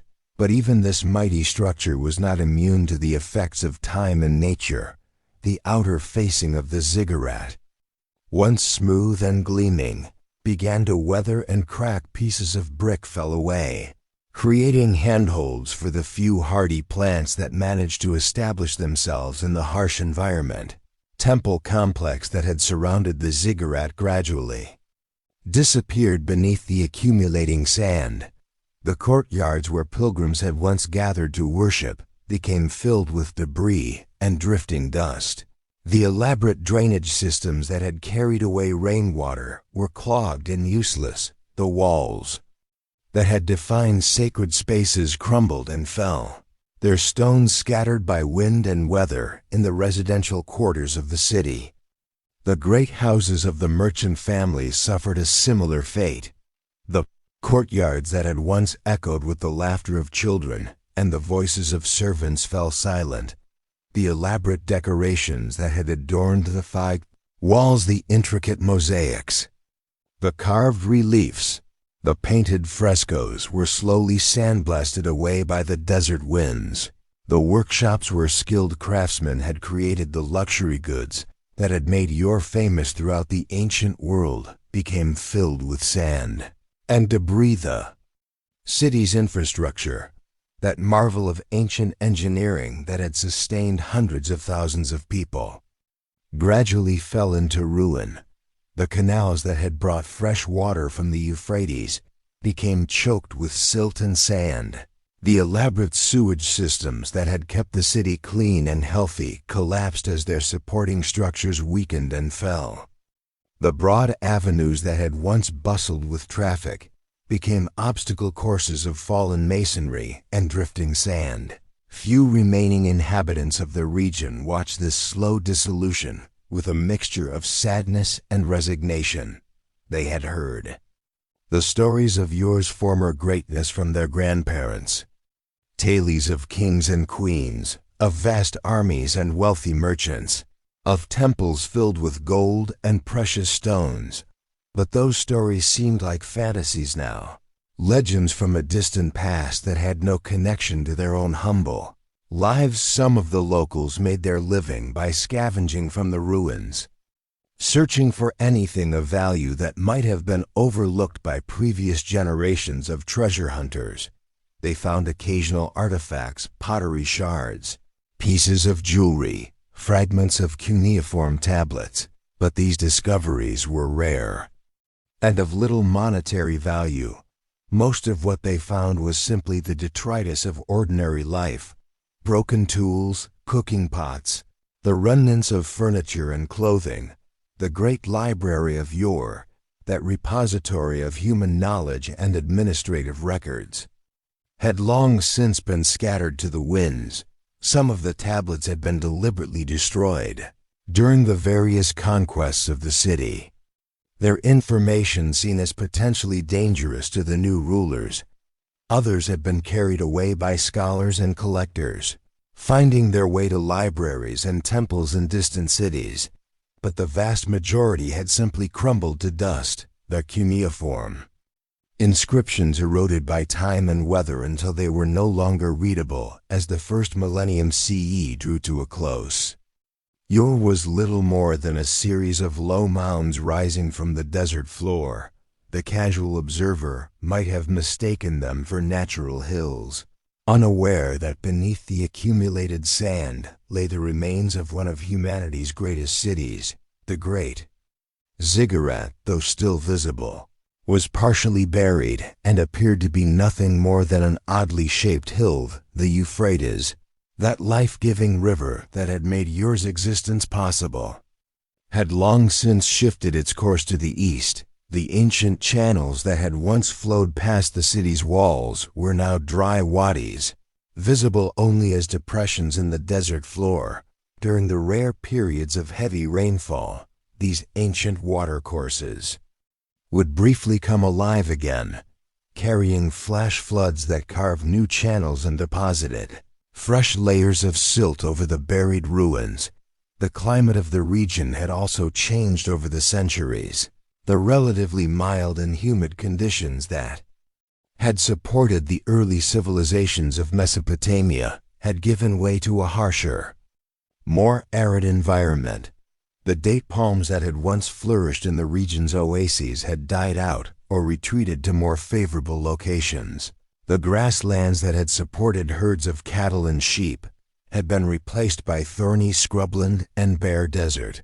These environmental changes made it increasingly difficult for people to live in the region. The few remaining settlements clustered around the scattered oases or along the banks of the distant Euphrates. The great urban centers that had once dominated the landscape were abandoned to the desert, their populations dispersed to more hospitable regions or absorbed into the nomadic tribes that roamed the wasteland. By the time of the Islamic conquests in the 7th century CE, The location of ancient Ur had been largely forgotten.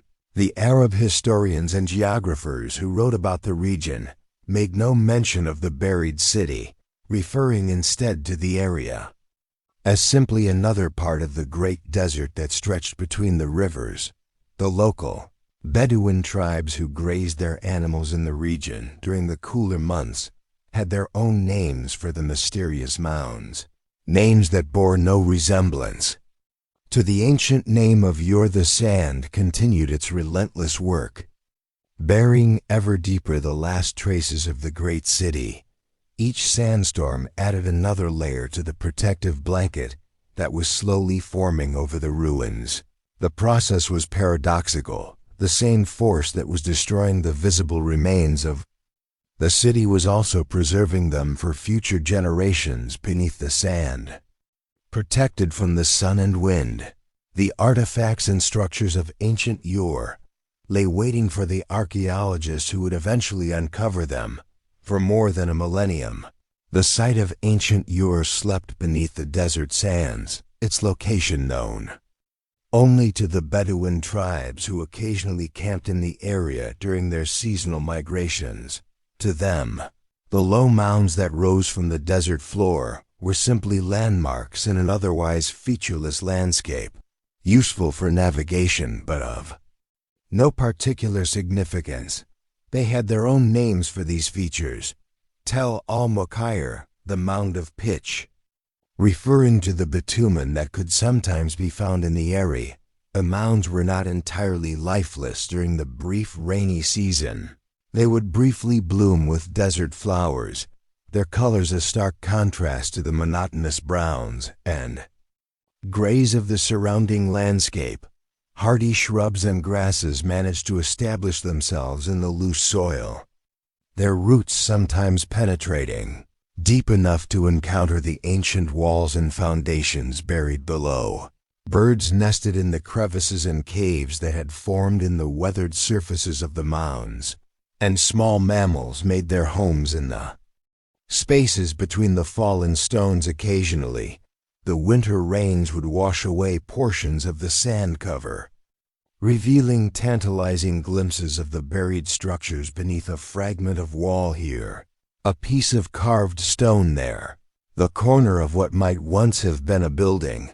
These brief revelations were quickly covered again by the next sandstorm, but they hinted at the secrets that lay hidden beneath the surface. The local inhabitants of the region, when they bothered to think about the mounds at all, generally regarded them with a mixture of curiosity and superstition. Some claimed they were the burial places of ancient kings or holy men, while others believed they were the ruins of cities destroyed by God's wrath. The more practical among them occasionally dug into the mounds in search of building materials, finding well-fired bricks that were still serviceable after millennia of burial. It was this search for building materials that led to the first modern discoveries at the site. Local workers, digging for bricks to use in construction projects, began to uncover artifacts and structures that were clearly much older than anything in the surrounding area. Word of these discoveries eventually reached the attention of European scholars and adventurers who were beginning to take an interest in the ancient civilizations of the Middle East. The Ottoman Empire, which controlled the region during this period, was generally indifferent to archaeological research. The local governors were more concerned with maintaining order and collecting taxes than with preserving ancient ruins. However, the growing interest of European scholars, backed by the political and economic power of their home countries, gradually began to open doors that had long been closed. The first systematic explorations of the site began in the mid-19th century, when European archaeologists started to realize that the anonymous mounds scattered across Mesopotamia might be the remains of the great cities mentioned in ancient texts. The work was difficult and dangerous, carried out in extreme heat and often under the threat of raids by hostile tribes. The early excavators had little understanding of proper archaeological technique, and much valuable information was lost in their eagerness to uncover spectacular finds. Despite these limitations, the early excavations at Tel al-Mukhair began to reveal the true nature of the site. The discovery of cuneiform tablets bearing the name of Ur confirmed that this was indeed the location of one of the most important cities of the ancient world. The massive ziggurat, gradually emerging from its covering of sand, provided dramatic evidence of the city's former grandeur as the excavations progressed. The archaeologists began to understand the full extent of what lay buried beneath the desert. The city of Ur had been far larger and more complex than anyone had imagined. The royal cemetery, with its elaborate burials and priceless artifacts, provided insights into the religious beliefs and social structure of the ancient Sumerians. The residential areas revealed details of daily life that had been lost for millennia. The work of excavation was slow and painstaking. Each layer of sand and debris had to be carefully removed and examined, each artifact cataloged and preserved. The hot, dry climate of the region made working conditions extremely difficult, and the remote location of the site made it challenging to transport equipment and supplies. Many of the early expeditions were hampered by lack of funding, political instability, and the simple logistical challenges of working in such a harsh environment. But gradually, the ancient city began to emerge from its long slumber. The streets along which Sumerian merchants had once walked were cleared of sand and debris. The temples where priests had once conducted elaborate rituals were exposed to sunlight for the first time in centuries. The houses where ordinary families had lived, loved, and died were revealed in all their mundane detail. The discovery of the royal cemetery was perhaps the most spectacular find of the early excavations. The elaborate burials, with their wealth of gold and precious stones, captured the imagination of the public and provided crucial evidence about the religious beliefs and social structure of ancient Ur. The discovery of the famous gold helmet of Mescalandeg and the elaborate headdress of Queen Pwabi became symbols of the city's former greatness. As the 20th century progressed, archaeological techniques became more sophisticated, and the understanding of the site more comprehensive. The use of scientific methods of dating and analysis allowed archaeologists to construct a detailed chronology of the city's history. The careful excavation of individual buildings and districts revealed the complex social and economic relationships that had sustained the city for over 2 millennia. The excavations also revealed the gradual process by which the city had been abandoned and buried. The layers of sand and debris told the story of Ur's decline more eloquently than any written record. The archaeologists could see how the great buildings had been gradually abandoned, how the streets had been blocked by drifting sand, how the walls had crumbled and fallen. The process of decay and burial that had seemed so final was revealed to be part of a larger cycle of destruction and preservation. Today, the site of Ur stands partially excavated, its ancient structures emerging from the sand like the bones of some great beast. The ziggurat, its stepped sides now partially restored, dominates the landscape as it did in ancient times. The excavated areas give visitors a glimpse of what the city might have looked like at the height of its power, while the unexcavated mounds remind us of how much still remains to be discovered. The work of excavation continues, though at a much slower pace than in the early days. Modern archaeological techniques emphasize careful documentation and preservation rather than spectacular discoveries. Each fragment of pottery, each piece of jewelry, each cuneiform tablet is treated as a precious source of information about the past. The goal is no longer simply to uncover treasure, but to understand the full complexity of ancient life. But even as archaeologists work to uncover the secrets of ancient Ur, the desert continues its age-old work of burial and preservation. The excavated areas must be constantly maintained to prevent them from being covered again by drifting sand. The exposed structures are vulnerable to weathering and damage from the elements. The site exists in a delicate balance between revelation and concealment, between the human desire to understand the past and nature's tendency to bury it beneath the sands of time. Story of Ur's rediscovery is itself a testament to the power of human curiosity and determination. The city that had been forgotten for over a millennium was brought back to light through the patient work of generations of scholars and excavators. But the rediscovery also raises profound questions about the nature of memory and loss, about what we choose to preserve and what we allow to disappear as we stand among the ruins of ancient Ur, looking out over the desert that both destroyed and preserved this great city. We cannot help but wonder what other secrets lie buried beneath the sands. How many other cities, how many other civilizations have been lost to time and memory? And what will remain of our own civilization when the desert winds have done their work and the sands have covered our cities as they covered Ur?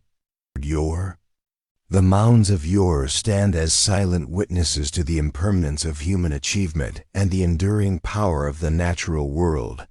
They remind us that even the greatest cities, even the mightiest empires, are ultimately temporary phenomena in the vast sweep of geological time.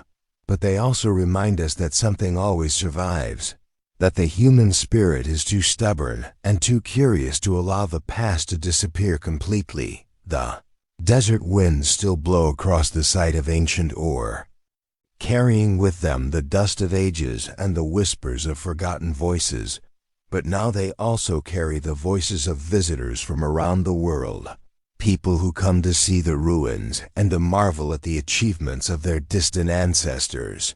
The city that was once lost has been found again, not as a living community, but as a bridge between the past and the present, a reminder of both the fragility and the resilience of human civilization in the end. The story of Ur's burial and rediscovery is a story about time itself, about the way it destroys and preserves, about the way it separates us from the past and connects us to it. The sands that covered the city for so many centuries were not just agents of destruction, but also agents of preservation, keeping safe the treasures and memories of a vanished world until the time was right for them to be revealed again.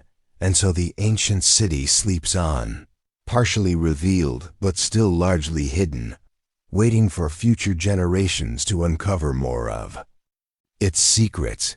The desert that claimed it has not given up all its treasures, and the work of excavation and discovery continues. Each grain of sand that is brushed away from an ancient artifact, each wall that is cleared of debris, each tablet that is deciphered, brings us closer to understanding the full story of this remarkable city and the people who built it.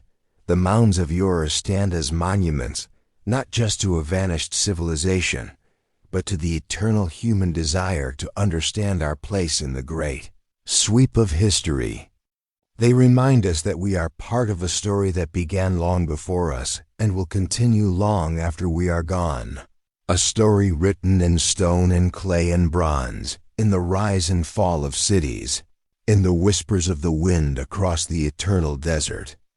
Desert winds had long whispered secrets across the mounds of Tel al-Makayr, but it would take the curiosity of modern minds to unlock the treasures that lay sleeping beneath centuries of sand. In the early decades of the 20th century, as the world itself was transforming through war and discovery, the ancient city of Ur was preparing to reveal its greatest secrets to those who would listen with patient hands and scholarly hearts. The year was 1922, and the sands of southern Iraq held mysteries that had been accumulating like whispered prayers. For over 2 millennia, the mounds of Tel al-Makair rose from the desert floor like sleeping giants. Their surfaces worn smooth by countless seasons of wind and weather, to the Bedouin who passed by with their caravans. These were simply hills in the landscape, natural formations that had always been there, unremarkable in their permanence, but to the trained eyes of archaeologists, these mounds spoke a different language entirely. They recognized the telltale signs of ancient habitation, the particular way that debris accumulated over centuries, the subtle variations in soil color and texture that indicated human presence, the fragments of pottery and broken brick that surfaced after particularly strong sandstorms. Here, beneath this seemingly empty landscape, lay the bones of a civilization that had once ruled the known world.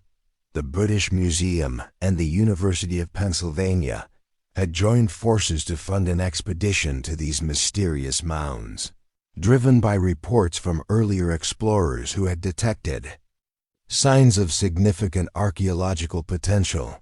The man chosen to lead this endeavor was Sir Charles Leonard Woolley, a methodical and imaginative archaeologist whose previous work in Egypt and Syria had already established his reputation as one of the finest excavators of his generation. Woolley arrived at Tel al-Makair in October 1922, accompanied by a small team of skilled archaeologists and a workforce of local laborers who would prove instrumental in the years of careful excavation that lay ahead. The sight that greeted them was both promising and daunting, a collection of mounds spreading across several acres, with the largest rising nearly 70 feet above the surrounding desert floor.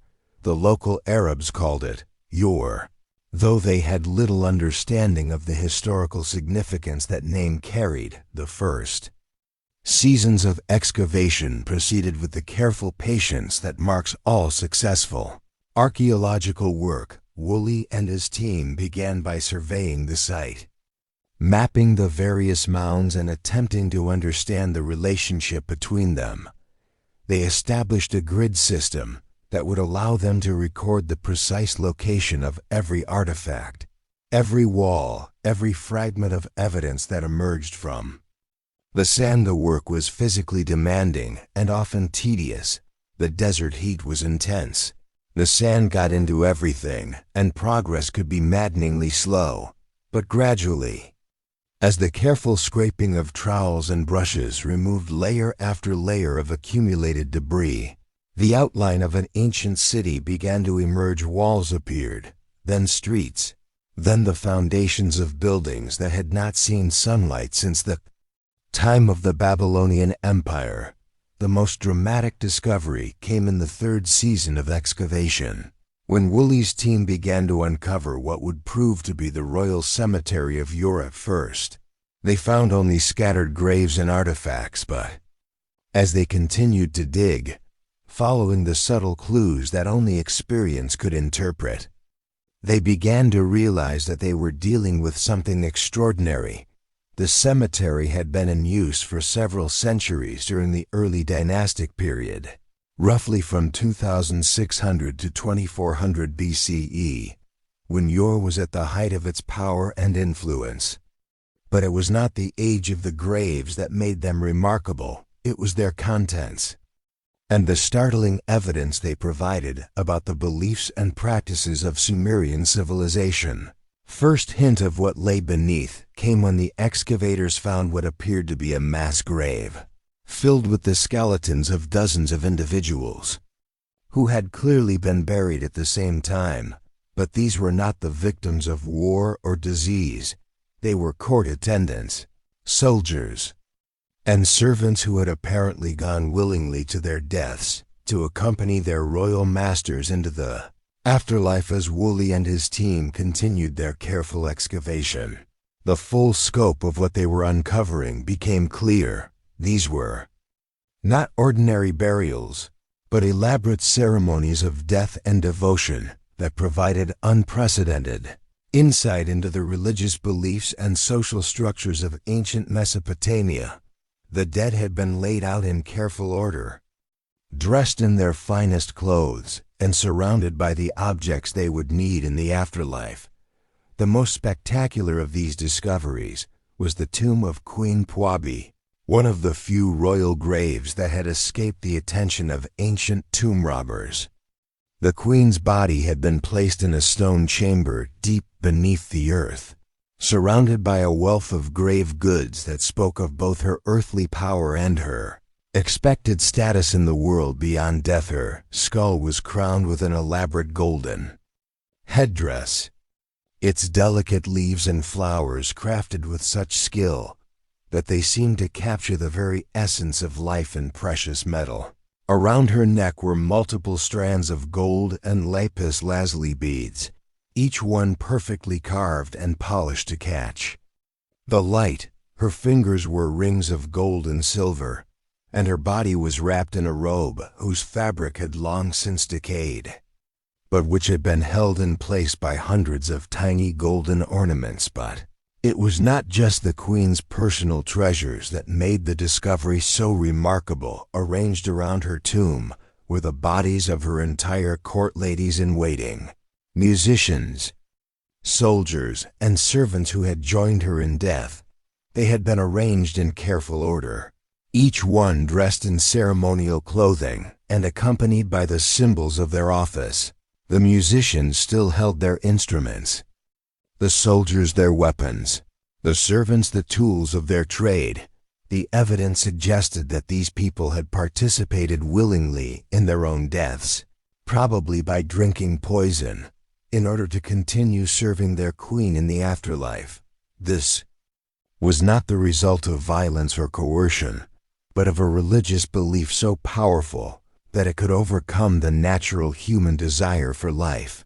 They had been buried with their queen not as victims, but as voluntary participants in a sacred ritual. As news of these discoveries spread to the outside world, they captured the imagination of scholars and the general public alike. Here was direct evidence of a civilization that had existed more than 4,000 years ago, yet whose beliefs and practices seemed both alien and strangely familiar. The treasures from Ur's royal cemetery became some of the most famous archaeological discoveries of the 20th century, displayed in museums around the world and studied by generations of scholars. But Woolley's excavations revealed much more than just royal graves. As the work continued year after year, a complete picture of Sumerian civilization began to emerge.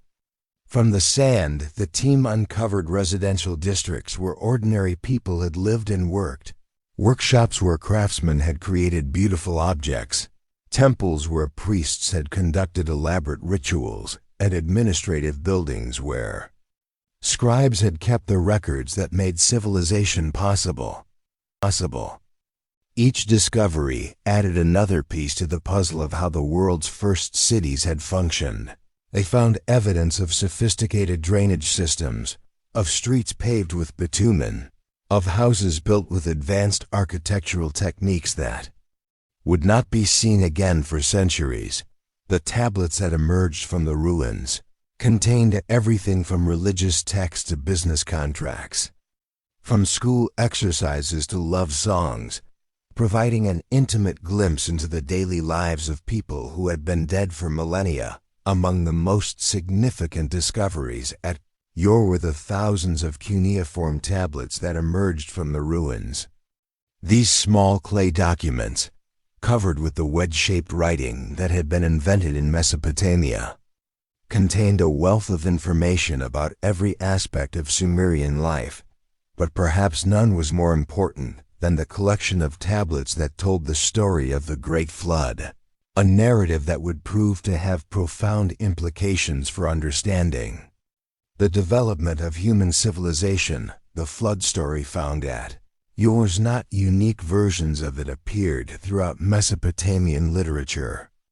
from the Epic of Gilgamesh to the Atrahasis epic, but the tablets from Ur provided the most complete and detailed account of this foundational myth, and they revealed something remarkable about the relationship between mythology and history in the ancient world. According to the Sumerian account, the gods had grown tired of the noise and wickedness of humanity and decided to destroy the world with a great flood. But one man, Utnapishtim, was warned by the god Aa to build a great boat and save his family and representatives of all living creatures. The flood came as predicted, covering the entire world with water and destroying all life except for those who had taken refuge in the boat. This story was remarkably similar to the biblical account of Noah's flood, but it was clearly much older, predating the Hebrew scriptures by more than 1,000 years.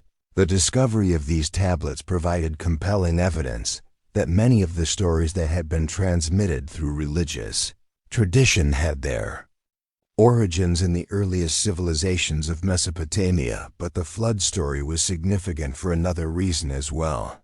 As Woolley and his team continued their excavations, they began to find evidence that suggested the myth might have been based on actual historical events.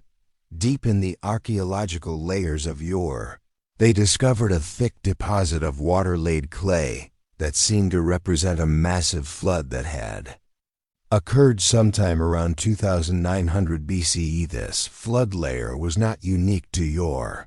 Similar deposits had been found at other Mesopotamian sites, suggesting that a catastrophic flood had indeed occurred in the region during the early historical period. While this flood was certainly not global in scope, it would have been devastating to the people who lived in the river valleys of Mesopotamia, and it could easily have given rise to the stories of divine punishment and miraculous survival that became central to their religious tradition. The discovery of the flood layer at Ur provided a perfect example of how archaeological evidence could illuminate the relationship between myth and history. The story of the Great Flood was not simply a religious allegory. It was a cultural memory of an actual catastrophic event that had shaped the development of Mesopotamian civilization. As the excavations continued, other tablets emerged that shed light on different aspects of Sumerian culture. There were mathematical texts that revealed the sophisticated understanding of geometry and astronomy that had made Mesopotamian civilization possible. There were legal documents that showed how the world's first written laws had been developed and implemented.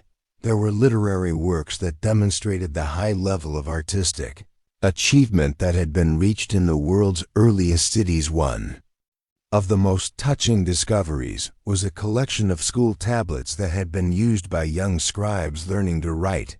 These practice exercises, with their careful repetition of basic signs and simple phrases, provided an intimate glimpse into the educational system that had produced the literate elite of Sumerian society.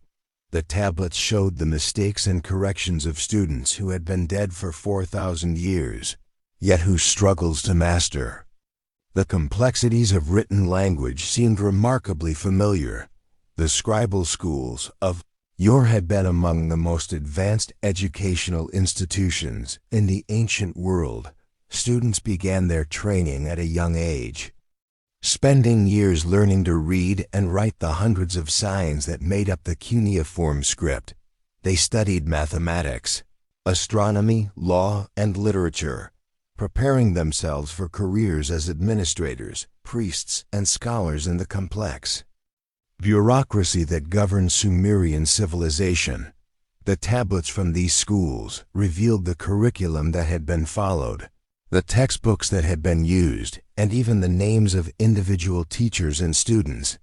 They showed that education in ancient Mesopotamia had been remarkably sophisticated, with specialized instruction in different fields and advanced training for those who showed particular aptitude. But perhaps the most significant aspect of these educational tablets was what they revealed about the transmission of knowledge in the ancient world. The scribes of yore had been responsible not only for keeping the records of their own time, but for preserving the cultural heritage of their civilization. They had copied and recopied the great works of literature, the religious texts, and the scholarly treatises that formed the foundation of Mesopotamian culture. It was through the work of these scribes that the achievements of Sumerian civilization had been passed down to later generations. The libraries of Ur had contained copies of works that had been composed centuries earlier, maintaining an unbroken chain of cultural transmission that stretched back to the very beginnings of written history, while the royal cemetery captured the public imagination with its golden treasures and mysterious burial practices. The most imposing discovery at Ur was the great ziggurat that dominated the center of the ancient city. This massive structure, which had been partially visible as the largest of the mounds at Tel al-Masir, proved to be one of the best preserved examples of Mesopotamian religious architecture ever discovered. The ziggurat of Ur was not the work of a single period, but the result of centuries of construction and renovation. The earliest temple on the site dated back to the Ubaid period, around 4000 BCE, but the structure that Woolley's team uncovered had been built during the third dynasty of Ur, around 2100 BCE, when the city was at the height of its power under King Ur-Nammu. Ziggurat rose in 3 terraces to a height of nearly 70 feet. Its walls built of mud brick and faced with fired brick set in bitumen mortar. The structure was massive, measuring roughly 200 feet in length and 150 feet in width at its base. 3 staircases led to the top, where a small temple had once housed the statue of the moon god Nana, the patron deity of Ur. The excavation of the ziggurat required careful planning and skilled engineering. The structure was not simply a solid pile of brick, but a complex architectural achievement with internal chambers, drainage systems, and carefully planned angles designed to give the building both structural stability and visual impact. The builders had used a sophisticated understanding of mathematics and engineering to create a structure that had survived for over 4,000 years. As Woolley's team carefully removed the accumulated debris from the ziggurat's terraces and chambers, they discovered evidence of the elaborate rituals that had once been performed there.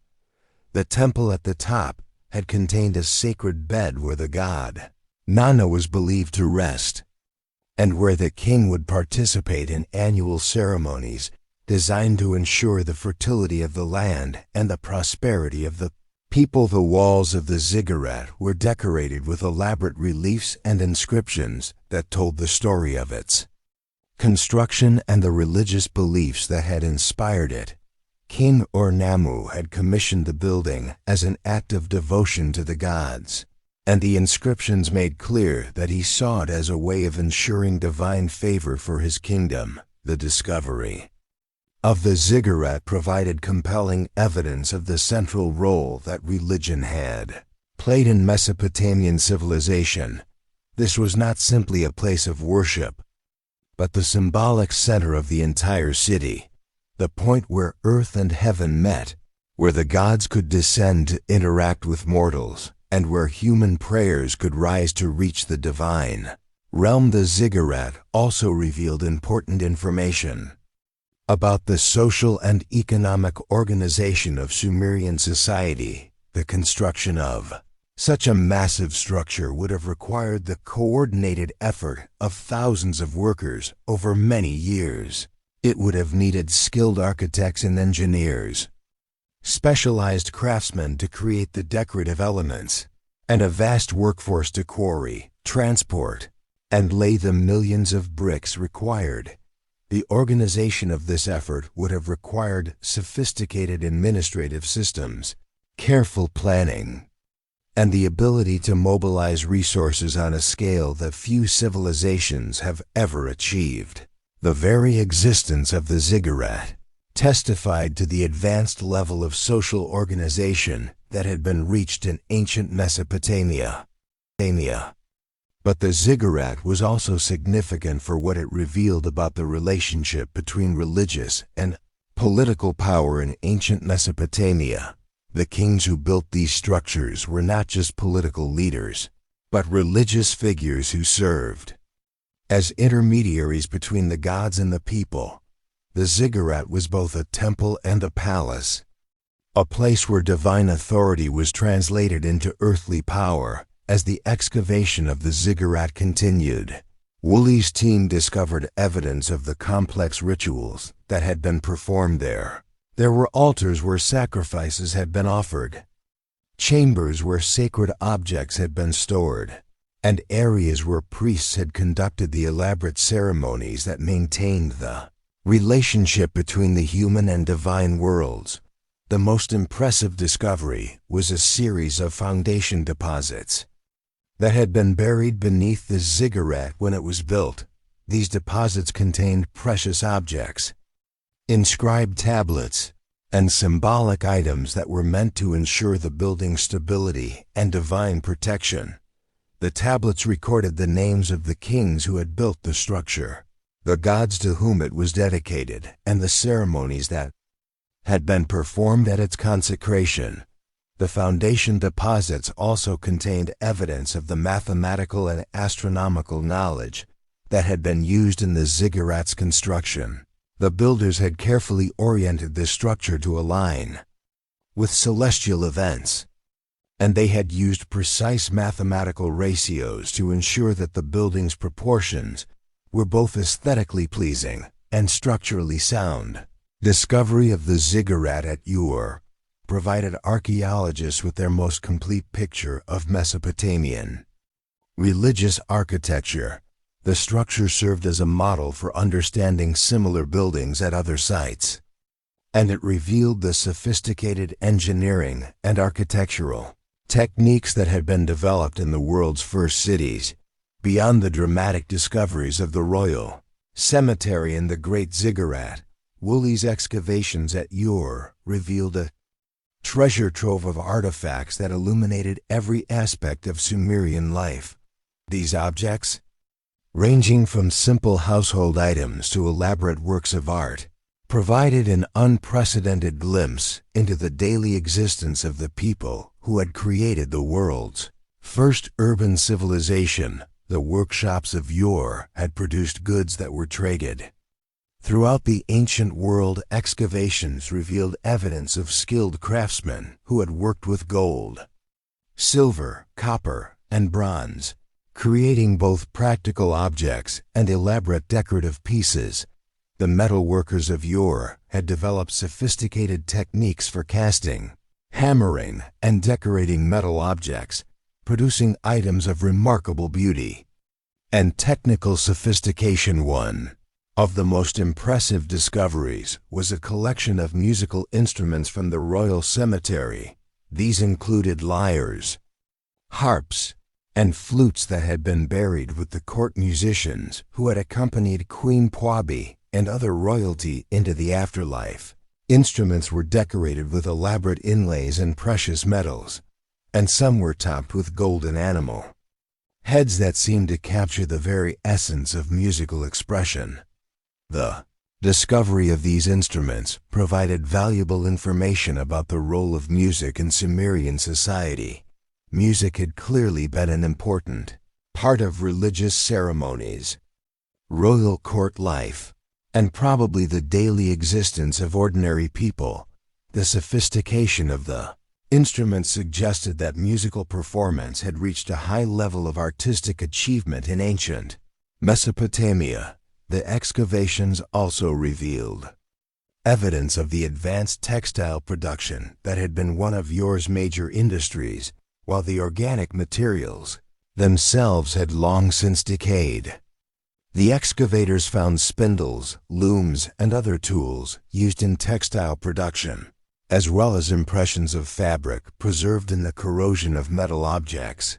These remains suggested that the textile workers of yore had produced goods of exceptional quality that were valued throughout the ancient world. The jewelry discovered at Ur was particularly remarkable for its artistic achievement and technical sophistication. The goldsmiths and silversmiths who had worked in the city's workshops had mastered techniques of granulation, filigree, and cloisonne that would not be seen again for centuries.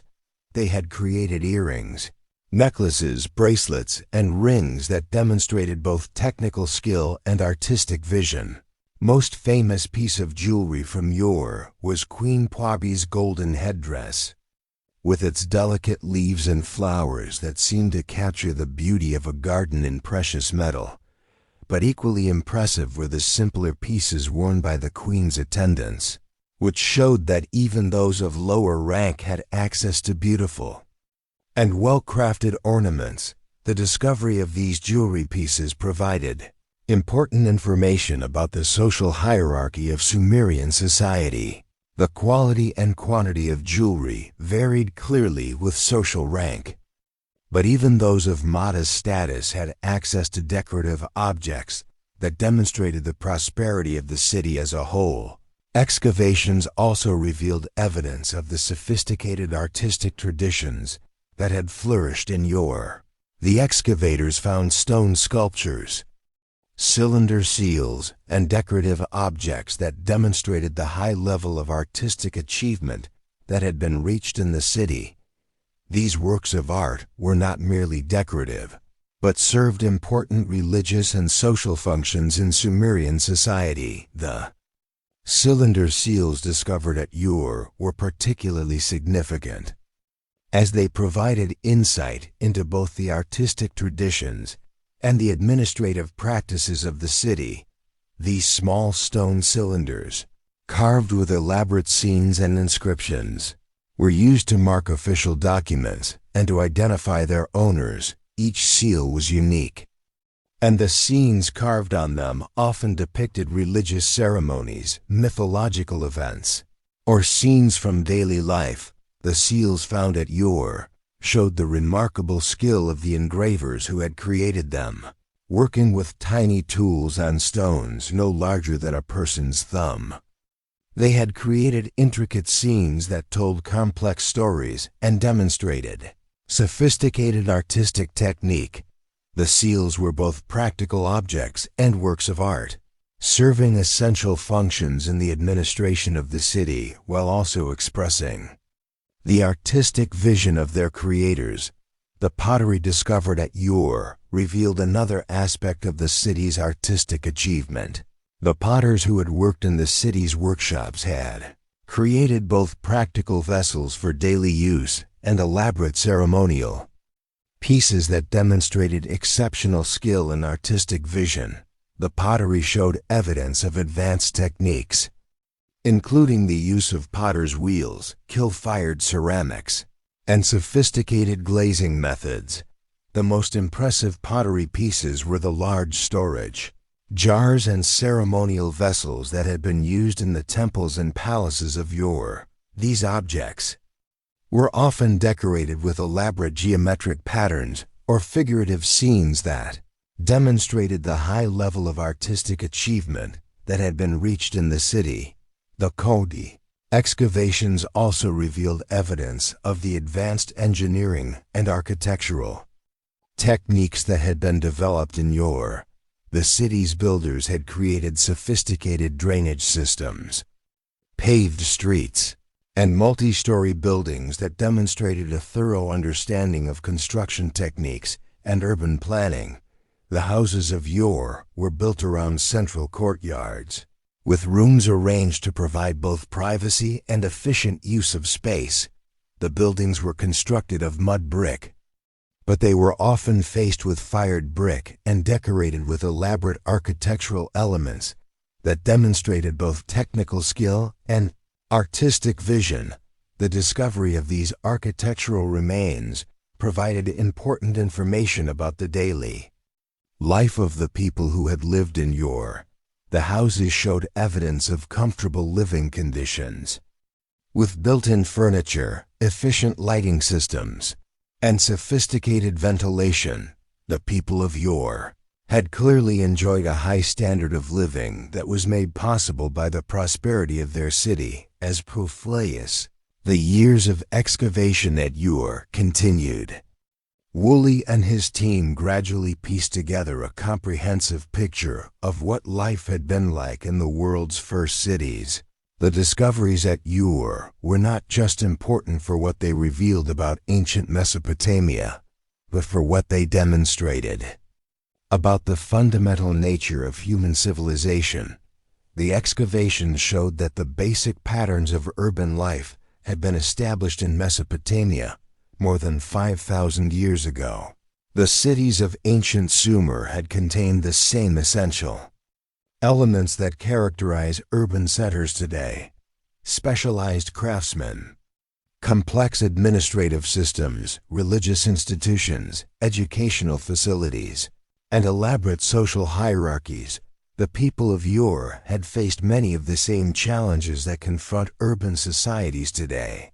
They had needed to organize the production and distribution of food, to maintain law and order, to educate their children, and to deal with the problems of overcrowding, sanitation, and social inequality. The solutions they had developed often showed remarkable sophistication and foresight. The discoveries at Ur also revealed the remarkable continuity of human culture across the millennia. The religious beliefs, artistic traditions, and literary works that had been created in ancient Mesopotamia had influenced the development of civilization throughout the ancient world. The stories, laws, and institutions that had been developed in Ur had been transmitted to later civilizations, where they had continued to evolve and develop. The excavations provided compelling evidence of the debt that later civilizations owed to the pioneers of urban life in Mesopotamia. The Greeks, Romans, and other ancient peoples had built upon foundations that had been laid in cities like Ur, developing and refining techniques and institutions that had first been created in the river valleys of ancient Iraq. But the discoveries at Ur were also significant for what they revealed about the fragility of human civilization. The city that had once been the center of a great empire had been abandoned and forgotten, buried beneath the sand for over 2 millennia. The fate of Ur served as a reminder that even the greatest achievements of human civilization could be lost if they were not carefully preserved and transmitted to future generations. The excavations at Ur continued for 12 seasons, from 1922 to 1934, making it one of the longest and most systematic archaeological investigations ever undertaken. By the time the work was completed, Woolley and his team had uncovered a complete picture of Sumerian civilization that transformed scholars' understanding of the ancient world. The artifacts discovered at Ur filled museums around the world and provided the foundation for countless studies of ancient Mesopotamian civilization. The discoveries influenced not only archaeologists and historians, but also artists, writers, and thinkers who found inspiration in the achievements of the world's first cities. The excavations at Ur also established new standards for archaeological methodology. Woolley's careful recording of artifacts, his systematic approach to excavation, and his innovative techniques for preserving and interpreting ancient remains set an example that influenced archaeological practice for generations. The work at Ur demonstrated the importance of interdisciplinary collaboration in archaeological research. Woolley worked with specialists in linguistics, art history, engineering, and many other fields to interpret the discoveries and understand their significance. This collaborative approach became a model for later archaeological projects, the discoveries at Ur also had important implications for understanding the development of human civilization. The excavations showed that the transition from nomadic to urban life had been a gradual process that had taken place over many centuries. The people of Ur had not suddenly invented civilization, but had slowly developed the techniques and institutions that made urban life possible. Excavations revealed that the development of civilization had been a collective achievement involving many different peoples and cultures. The Sumerians had built upon the achievements of earlier peoples, and their innovations had been adopted and developed by later civilizations. The story of Ur was not just the story of one city, but of the entire process by which human beings had learned to live together in large, complex communities. The work at Ur also demonstrated the importance of written records in preserving human culture. Thousands of tablets discovered at the site had made it possible to reconstruct not just the material culture of the Sumerians, but their thoughts, beliefs, and daily experiences. Without these written records, much of what we know about ancient Mesopotamia would have been lost forever. The excavations at Ur provided a powerful reminder of the importance of preserving archaeological sites and artifacts for future generations. The discoveries had been made possible by the careful work of trained archaeologists using scientific methods, but they could easily have been lost to looting, development, or neglect. The story of Ur emphasized the need for continued support for archaeological research and cultural preservation. The discoveries at Ur did not end with the completion of Wuli's excavations in 1934. The site continued to yield new information as scholars studied the artifacts and records that had been uncovered, and as new archaeological techniques were developed that allowed for more sophisticated analysis of ancient remains in the decades following the original excavations. Advances in scientific dating methods, chemical analysis, and computer modeling allowed archaeologists to gain new insights into the discoveries at Ur. Carbon dating provided more precise chronologies for the site's development, while chemical analysis of artifacts revealed information about ancient trade routes and manufacturing techniques. The development of new conservation techniques also made it possible to preserve and study artifacts that had been too fragile to examine when they were first discovered. Advanced imaging techniques revealed details of ancient craftsmanship that had been invisible to earlier investigators, while new methods of analysis provided information about the daily lives of the people who had created and used these objects. Computer modeling and digital reconstruction techniques allowed scholars to recreate the ancient city of Ur as it had appeared at the height of its power. These reconstructions provided new insights into the urban planning and architectural achievements of the Sumerians, and they helped to bring the ancient city to life for modern audiences. The study of the tablets discovered at Ur also continued to yield new information about Sumerian civilization. As scholars developed better understanding of the cuneiform script and the Sumerian language, they were able to read and interpret texts that had been incomprehensible to earlier investigators. New translations revealed additional details about Sumerian religion, law, literature, and daily life. The discoveries at Ur also influenced the development of archaeological methods and theory. The techniques developed by Wuli and his team became standard practice in archaeological excavations around the world, and the interdisciplinary approach that had been used at Ur became a model for later projects. The work at Ur also demonstrated the importance of public engagement in archaeological research. Wuli had been committed to sharing his discoveries with the general public, and he had written popular books and articles that brought the achievements of ancient Mesopotamia to a wide audience. This Public engagement helped to build support for archaeological research and cultural preservation. The discoveries at Ur had particular significance for understanding the relationship between archaeology and modern political and cultural issues. The site was located in Iraq, and the artifacts discovered there were part of the cultural heritage of the modern Iraqi people. The excavations raised important questions about the ownership and preservation of archaeological artifacts and about the responsibilities of archaeologists working in foreign countries. The story of Ur also provided insights into the process of cultural transmission and the ways in which ancient achievements could influence modern civilization.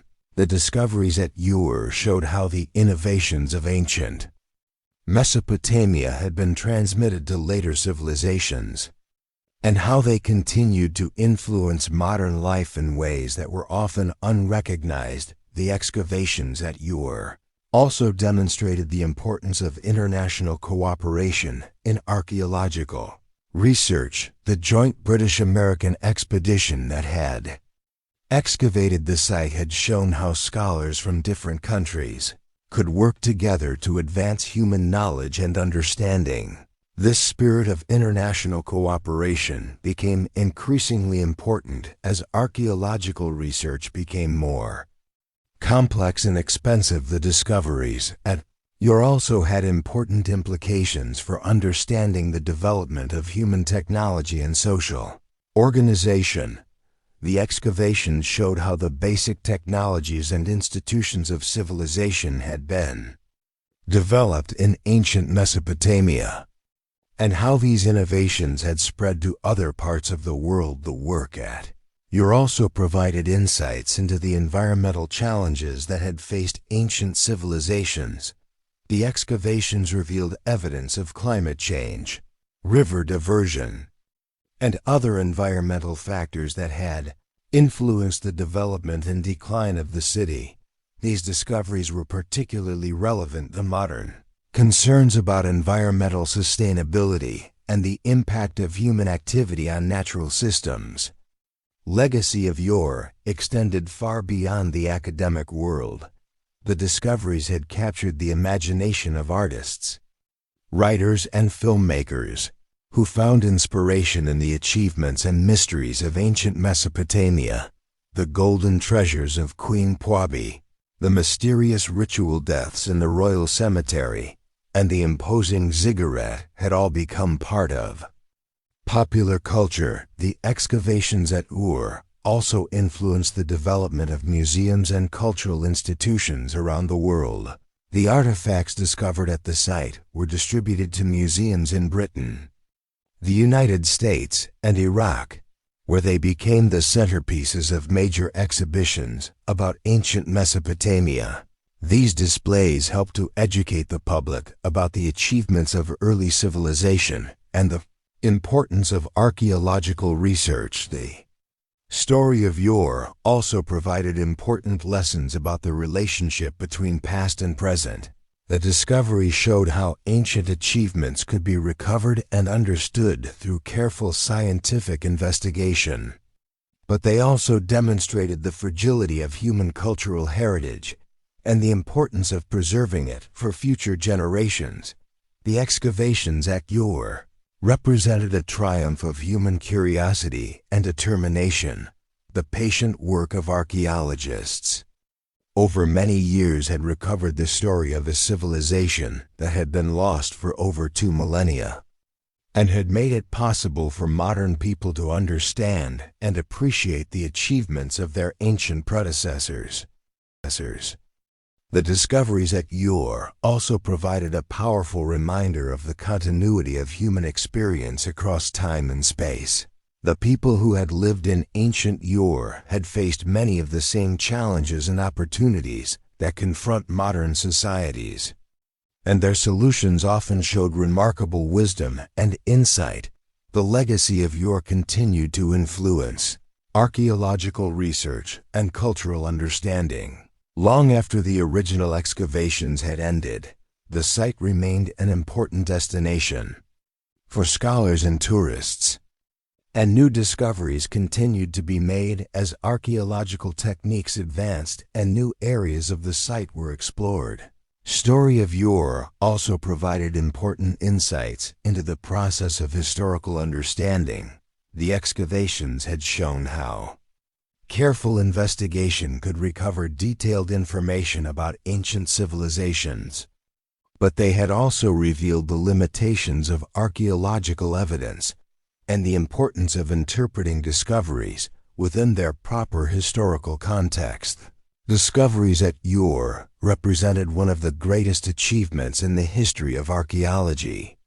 They had revealed the existence of a sophisticated civilization that had flourished more than 4,000 years ago, and they had provided detailed information about the daily lives, beliefs, and achievements of the people who had created it. But perhaps the most important legacy of Ur was the way it had changed modern understanding of human civilization. The discoveries had shown that the basic patterns of urban life had been established much earlier than previously thought, and that the people of ancient Mesopotamia had achieved levels of sophistication that had not been surpassed for centuries. Excavations at Ur had also demonstrated the importance of preserving and studying cultural heritage. The discoveries had been made possible by the careful work of trained archaeologists, but they could easily have been lost to neglect or destruction. The story of Ur emphasized the need for continued support for archaeological research and cultural preservation. As the decades passed and new archaeological techniques were developed, the site of Ur continued to yield new information about ancient Mesopotamian civilization. Each new discovery added to the understanding of this remarkable culture and provided new insights into the development of human civilization. The story of Ur also provided important lessons about the relationship between ancient and modern civilizations. The discoveries showed how the innovations of ancient Mesopotamia had influenced the development of later civilizations, and how they continued to shape modern life in ways that were often unrecognized. The excavations at Ur had revealed not just the material remains of an ancient civilization, but the human stories that lay behind them. The tablets, artifacts, and architectural remains had brought to life the experiences of people who had lived and worked in the world's first cities, and had made it possible for modern people to understand and appreciate their achievements. The legacy of Ur extended beyond the academic world to influence art, literature, and popular culture. The discoveries had captured the imagination of people around the world and had inspired countless works of fiction, art, and scholarship that drew on the achievements and mysteries of ancient Mesopotamia. The story of Ur also provided important insights into the process of cultural transmission and the ways in which ancient achievements could influence modern civilization. The discovery showed how the innovations of ancient Mesopotamia had been transmitted to later civilizations, and how they continued to influence modern life in ways that were often unrecognized. The excavations at Ur had also demonstrated the importance of international cooperation in archaeological research. The joint British-American expedition that had excavated the site had shown how scholars from different countries could work together to advance human knowledge and understanding. The discoveries at Ur represented a triumph of human curiosity and determination. The patient work of archaeologists over many years had recovered the story of a civilization that had been lost for over 2 millennia, and had made it possible for modern people to understand and appreciate the achievements of their ancient predecessors. But perhaps the most important legacy of Ur was the way it had changed modern understanding of the development of human civilization. The discoveries had shown that the basic patterns of urban life had been established much earlier than previously thought, and that the people of ancient Mesopotamia had achieved levels of sophistication that had not been surpassed for centuries. Story of Yore also provided important lessons about the fragility of human civilization and the importance of preserving cultural heritage for future generations. The city that had once been the center of a great empire had been abandoned and forgotten. Buried beneath the sand for over 2 millennia, the excavations at Ur had recovered not just the material remains of an ancient civilization, but the human stories that lay behind them. The tablets, artifacts, and architectural remains had brought to life the experiences of people who had lived and worked in the world's first cities, and had made it possible for modern people to understand and appreciate their achievements. Legacy of Ur continued to influence archaeological research and cultural understanding long after the original excavations had ended. The site remained an important destination for scholars and tourists, and new discoveries continued to be made. As archaeological techniques advanced and new areas of the site were explored, Story of Ur had also provided important insights into the process of historical understanding. The excavations had shown how careful investigation could recover detailed information about ancient civilizations, but they had also revealed the limitations of archaeological evidence and the importance of interpreting discoveries within their proper historical context. Discoveries at Ur represented one of the greatest achievements in the history of archaeology.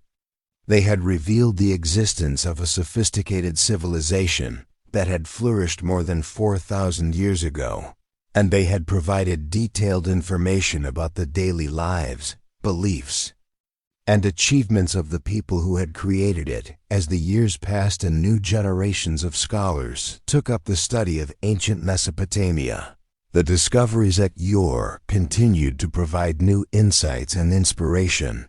The site remained one of the most important sources of information about the development of human civilization, and its treasures continued to educate and inspire people around the world. The story of Ur was ultimately a story about the power of human curiosity and determination.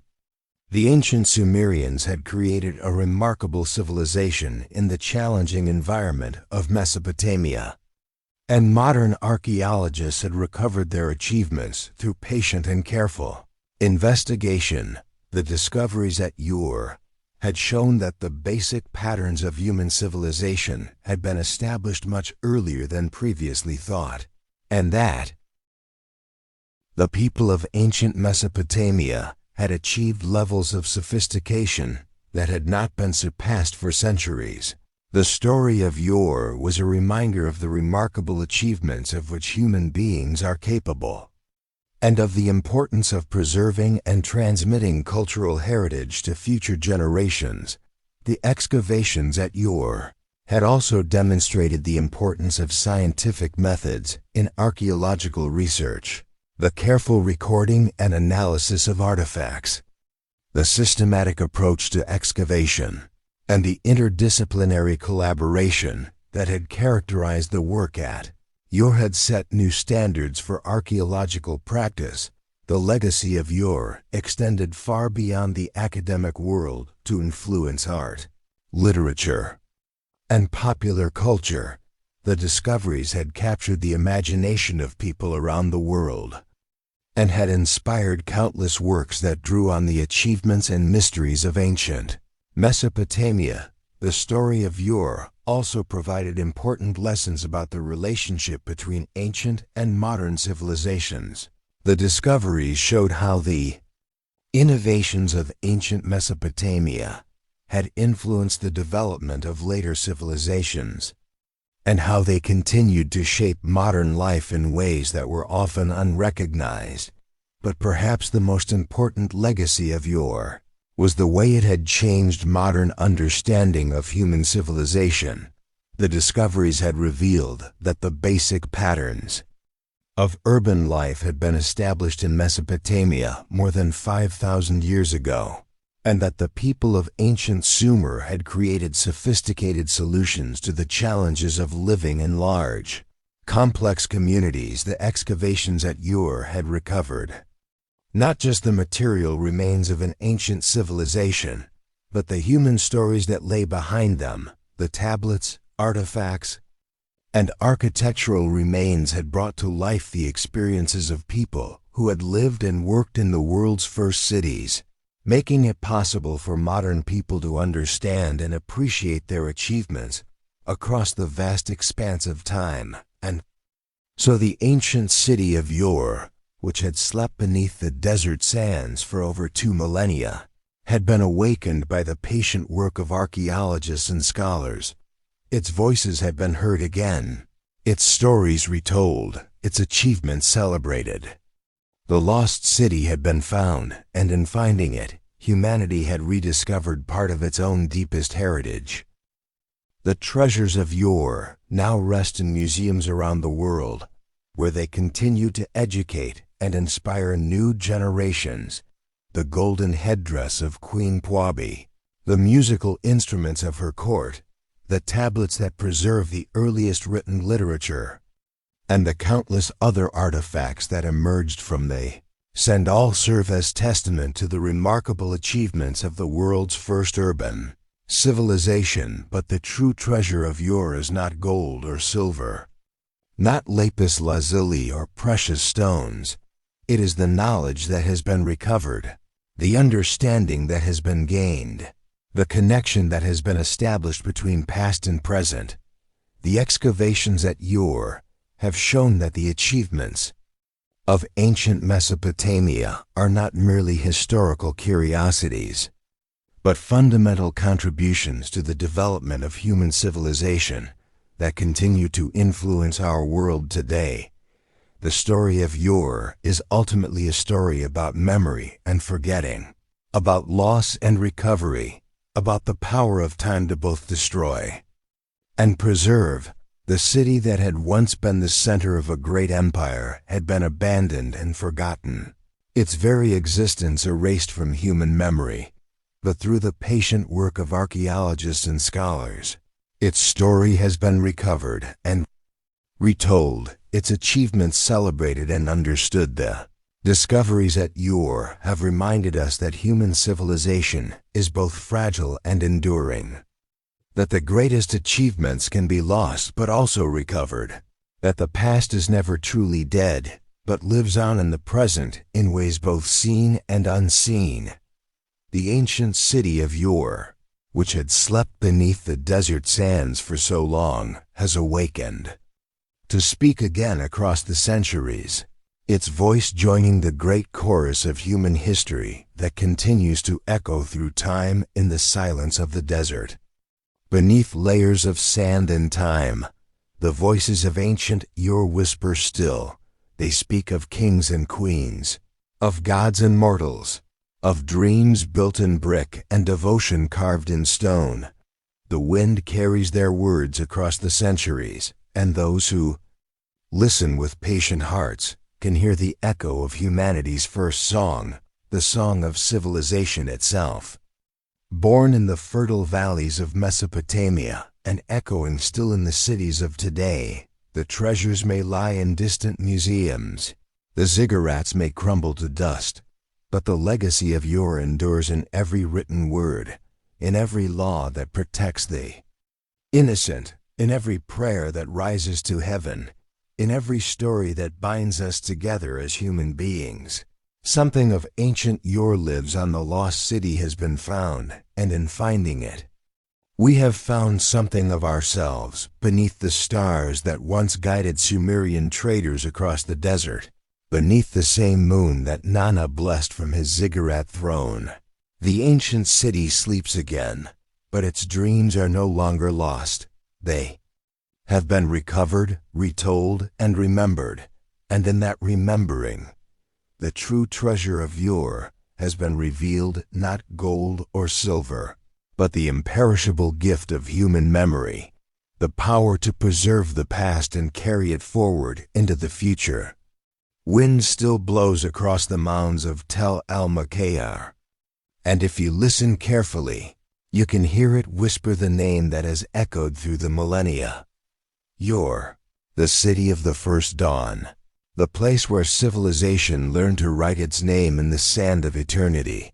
Thank you for joining this journey through the timeless story of Ur. If these ancient voices have moved you, if the treasures of the past have enriched your present, please take a moment to like this video, share it with others who might find wonder in history's depths, and subscribe to our channel. Let us continue together to explore the endless library of human experience, one story at a time, one civilization at a time, until all the lost cities of history have been found again in the sanctuary of memory. May your dreams be filled with the whispers of ancient wisdom, and may you wake tomorrow with a deeper appreciation for the long journey that has brought us all to this moment in time. Until our next journey into history's embrace, rest well and let the voices of Ur sing you gently into sleep.